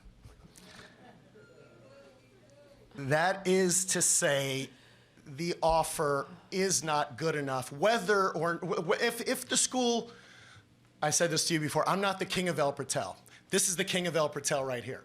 This is the body politic, and we get to have this process of which we do not get to vote. These are the people who get to vote on our behalf. We may cajole them, we may talk about them behind their back, but we believe most of them to be honest and earnest in their dealings with us. And we certainly hope that to be the case. That said, and this goes for everybody, when there's a meeting and the meeting has this many people in it, the answer is no. Or it's no for now. And that's where the space exists. So thank you for your time. Thank you, Mr. Mayor. Thank you, Mr. Alvarez.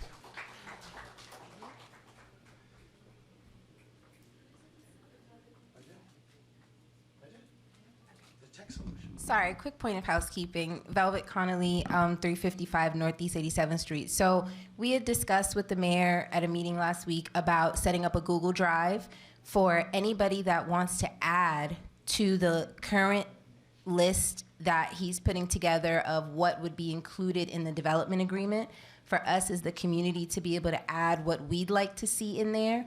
The mayor gave permission for us to set up a Google Drive so that whoever's added to that can just add their line item. So anybody that wants to be added to that Google Drive, if you could just please give me your email address, and then the mayor would have this running list from the community of things that we all might want to see included in the agreement. Did I say that right?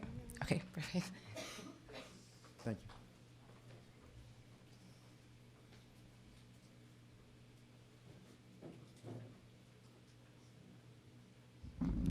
Hello, Elida, 12 Northeast 90th Street.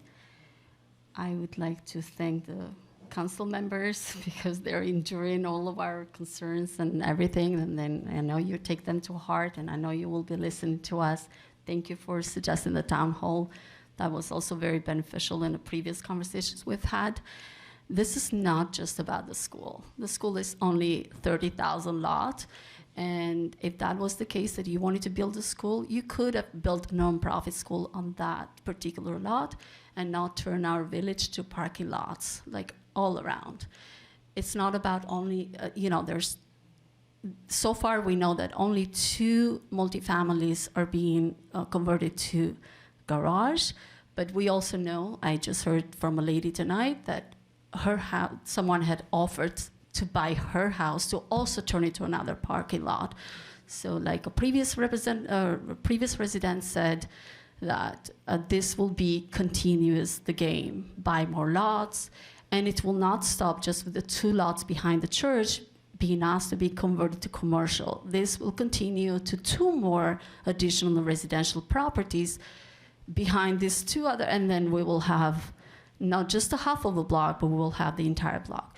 Therefore, on that note, I would suggest to the council members to please demand the city of El Portal to give you a planning and zoning attorney, to give you a real estate development attorney, to give you a fiscal or a tax expert or attorney, so you can have the proper knowledge that how are you making these decisions. Thank you. It's not absolutely true to say that it's not going to affect us. It will affect our taxes, it will affect our properties. We are already paying more for projects that are coming to El Portal. And like previous residents said also, we are not allowed to even keep like a 4 feet bushes in front of our properties. And now we're talking for walls. And if that's the case, and then we all decide, let's all build our 8-foot walls, let's all protect our properties individually like you deserve to do.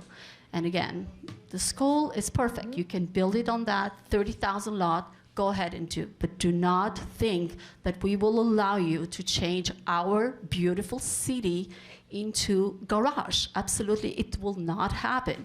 I'm not gonna say over my dead body, but we have all lived here for 13 years. We've endured all of these changes, and we will continue to live in this neighborhood, and my daughter will enjoy this neighborhood, and period. Thank you very much.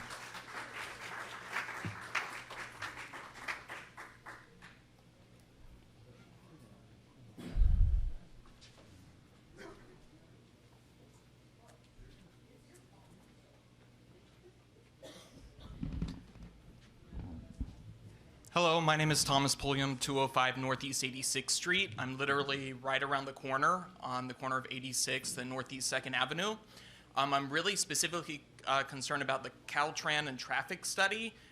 Does not look at 86th and 85th Street at all whatsoever, and the specific area I'm on that street, it's actually a double street, 85th and 86th together. 2 streets are converging into one. Really concerned about the traffic impact through Sherwood Forest, people avoiding 87th Street or whatever, trying to get around, how that specifically is going to impact 85th and 86th Street intersection at Northeast 2nd Avenue. I was really surprised to see that location was absent from the traffic study. And for me, that's really a must-have to understand, if this is something would be in favor of or not. In addition, being so close, I'm very concerned about, a lot of people have talked about quality of life. Noise pollution is one big concern. That's a part of quality of life. If you're having people out there directing traffic, whatnot, are they gonna have whistles? Are they gonna have megaphones? Like, what is that actually going to entail?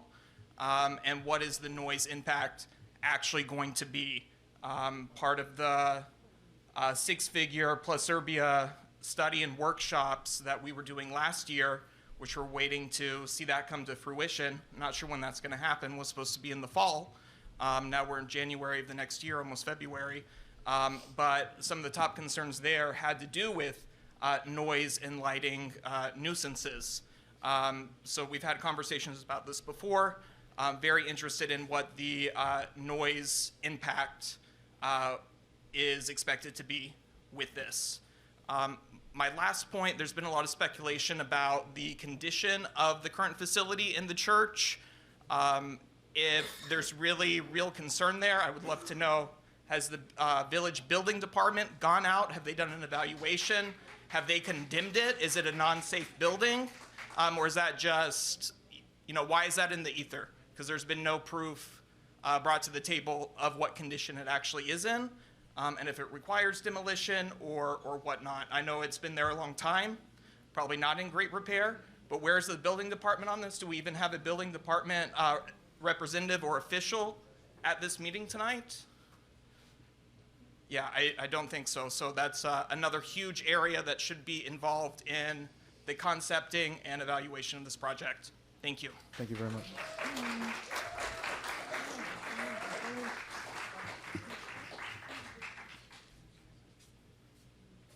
I'm going to be really brief this time. Jason, 280 Northeast 88th Street. This is for the council. I do want to reiterate what the lady before the last gentleman, the lady by the door said.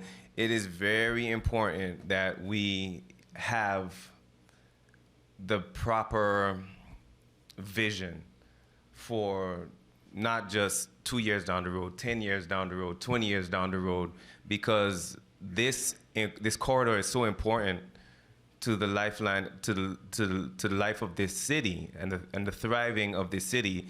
We have literally from 86th to 90th Street, and that's it. We don't have any room for mistakes. And a mistake, or poor planning, or an oversight will have decades of ramifications if it's not really ironed out and really looked at with a magnifying glass. And if that means going out and getting people that have had experience bringing a small city with this size of a population or with just a small amount of space to deal with and turning it into a successful, thriving community. Not saying that you guys are not capable of it.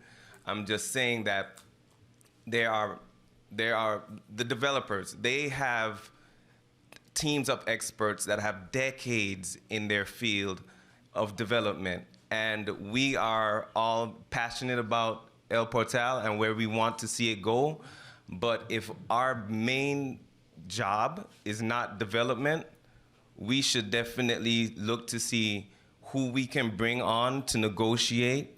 Not to say that this school can never happen or that it's not that it's not gonna bring, like, I think bringing a sewer down 2nd Street is going to create a lot of opportunities. 2nd Avenue, sorry, is going to create a lot of opportunities in the future. 10 years down the road, there's going to be thriving businesses because of it. But with all the stuff that we have in place for design and what type of businesses can go on that street, now is the time. If we're going to be making a decision on what should go there, now is the time, because this property is so pivotal and this time is so pivotal, and we only have 4 blocks to play with, guys. That's not a lot. That's not a lot. Thank you. Thank you very much. Just go all night. Holy shit. Hi, Mayor, 298 Northeast 87. I just had an idea came up to me. The icon person mentioned that the walls will be hurricane safe. Maybe that's something that will make some people happy, that in case of a hurricane, anyway, there will be no school, and there is police that get paid to be there every day. So maybe, there can be a place where the resident can go in time of hurricane, because all our houses surrounded by trees, so we definitely not safe. So to know that there is a safe place for the El Portal resident to go to, and the police will be there to make sure nothing is abused, I think it's another good idea that they will be happy that we do something, It's just a general idea. Thank you very much. I appreciate it. Pascal DePoule, 177 Northwest 90th Street. This is not for you guys. This is just to the council. We've been in meetings before over the past couple of years that talk about affordable housing and housing shortages. This project's tearing down homes. It's not adding homes. Forget the traffic, forget the school, forget any of the other stuff. If you guys are serious about affordable housing, I can't see how we can allow parking lots or existing homes to be part of commercial structures. Thank you very much.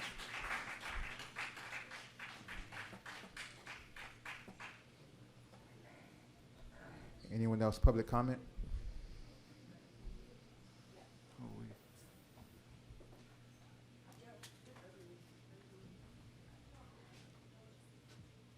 Hi, I'm Kathy Emery, and I grew up in El Portal, and I've owned property here for many, many years.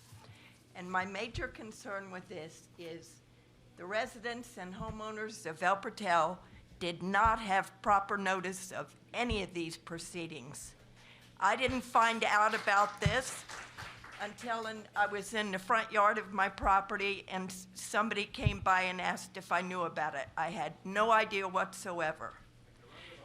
I searched for where people received notice, and about a week later, I saw 2 signs in front of the church on Northeast 2nd Avenue at ground level that advertised the December hearing. And the only reason I saw that sign is because somebody was there crouched down on the ground trying to read the sign.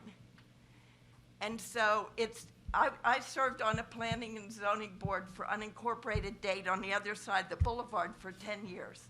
I have never seen anything like this, that the neighbors in El Portal do not get notice. And even the interim manager, if you recall, you said notice is a courtesy. It's more than a courtesy, I believe. I'm not an attorney, but I believe it's the statutory requirement, especially for interested parties.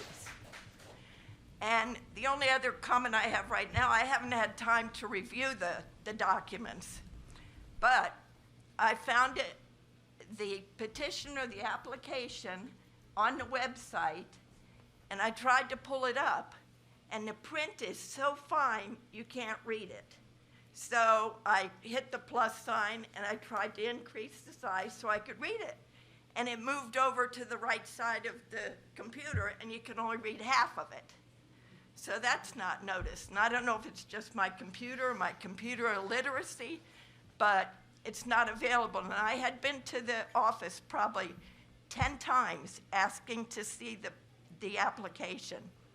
And I was told it wasn't available, that I had to talk to the village manager, and we only had an interim village manager, and she had another job. And so I couldn't get a copy of it until just tonight I was looking at it. And I found many inconsistencies with the El Portal Code of Ordinances, and I haven't had time to review it at all, but I think many people here haven't either. And the one thing that struck me, and you invited me to come and talk about this, was the traffic on 87th Street. I've left my phone number and email address two times at the office to either have the mayor or the city manager contact me. And I've been to the police department probably 10 times, asking them to monitor the speed on 87th Street between Northeast 2nd Avenue and Miami Avenue. Sometimes the cars are racing down there 60 miles an hour. And I've talked to the police, and they said, we have to get permission from the council to monitor that and issue tickets. You have to talk to the council. So I want to know here if we have a commitment from the council to instruct the police to monitor the speed on 87th Street. And this project is going to turn traffic west on 87th Street. So it's going to be 10 times worse. So can we get a commitment from this council to instruct the police department to monitor, just like they do Northeast 2nd Avenue, the speed of traffic on 87th Street? Does anybody care to? Let me jump in Pardon? for that. Let me jump in with that. So I apologize for whoever told you that. That's not true. That's not true. Just like I've instructed the police to monitor Northeast 2nd, 91st, 86, they can monitor we'll put up a watch order. We just set up a watch order for speed, and they can monitor that. So I apologize to you, whoever told you that, but that's not true. And so I'll just implement a watch order for that street. Is there a particular time of the day where it's worse, or is it just like it just happens? It happens randomly because it's not a real busy street. Sometimes around a little bit after rush hour, but sometimes people adhere to the speed limit, but there are a lot of cars, and it's not as frequent as 2nd Avenue because there's more traffic there. But a lot of them are going 45, 50, 60. 2 or 3 days ago, there was a woman, there's no sidewalks there, and the road is real rough at the edges, and there's no traffic calming. There's traffic calming on this part of 87th Street, but there's no traffic calming there at all.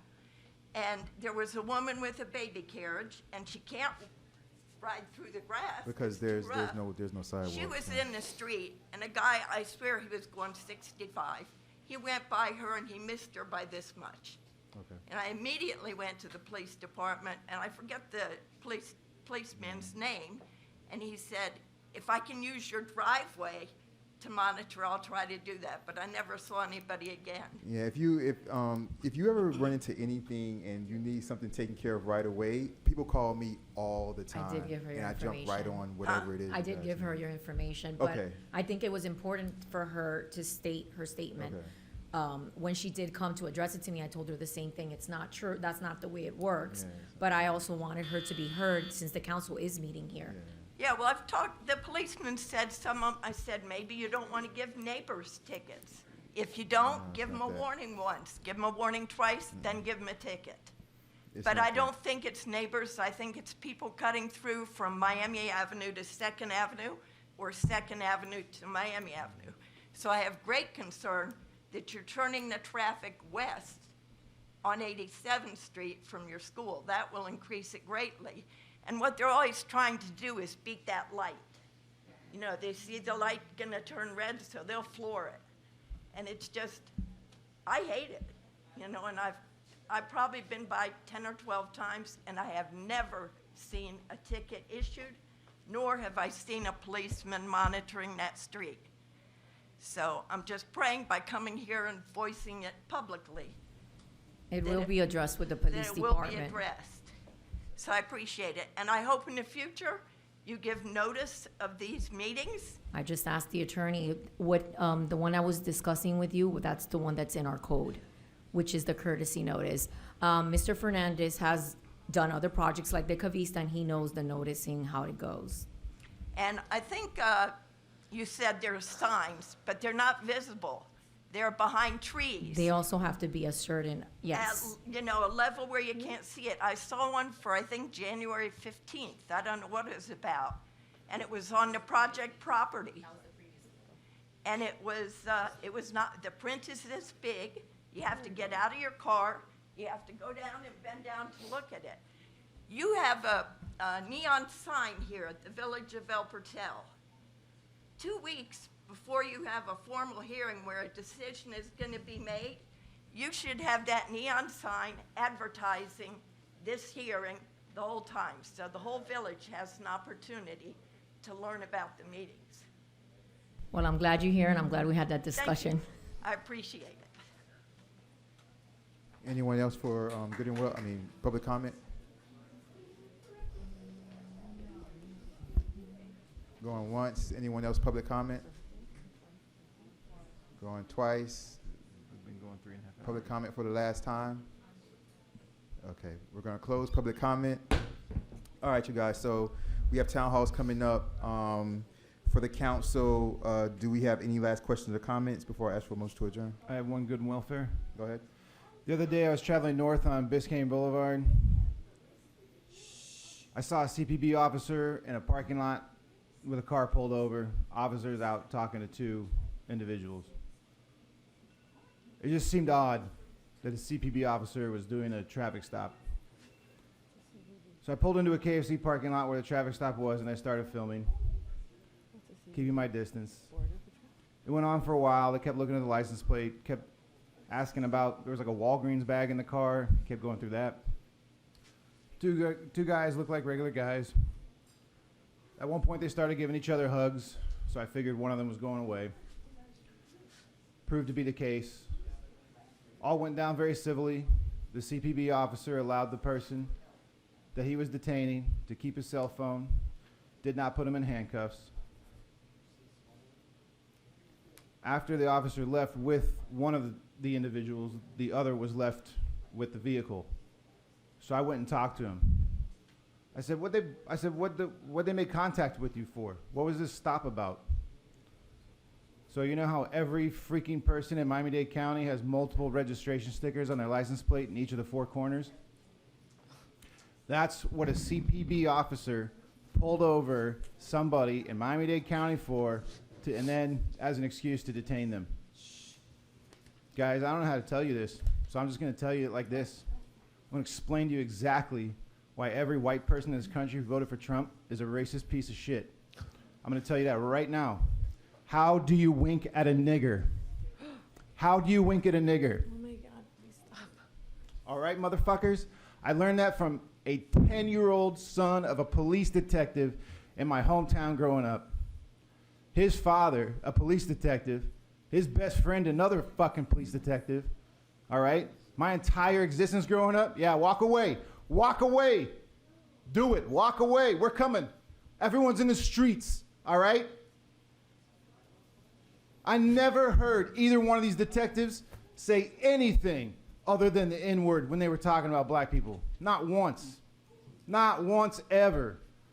Now, if you think that's a vile joke that I just told you, I already told you guys in meetings in the past, I got 50 fucking more. I learned them all by the time I was 10. Guys, yo, fuck ICE. If you don't wake the fuck up to what is happening right now, you don't deserve this country. Get the fuck out. Get the fuck out. Fuck ICE and fuck CPB. You guys better pay attention to what the fuck is happening. I don't know what's wrong with all you privileged assholes who sit on your ass and don't get out in the streets and protest this shit. Thank you very much, Councilperson. It's over. It's over. You better get in the fucking streets. I do understand that thank you're you. trying to make a point, but even in trying to make a point, I do think it is a grossly offensive word to be mentioned in any context.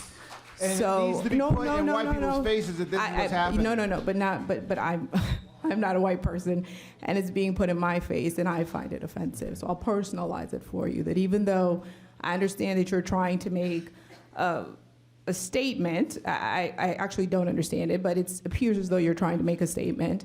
And in addition to that, I share some of those feelings about what is going on in the greater world. I do say that as a white man, you should not be saying the N-word in any context, and I take great offense to it. And I think that you owe us an apology.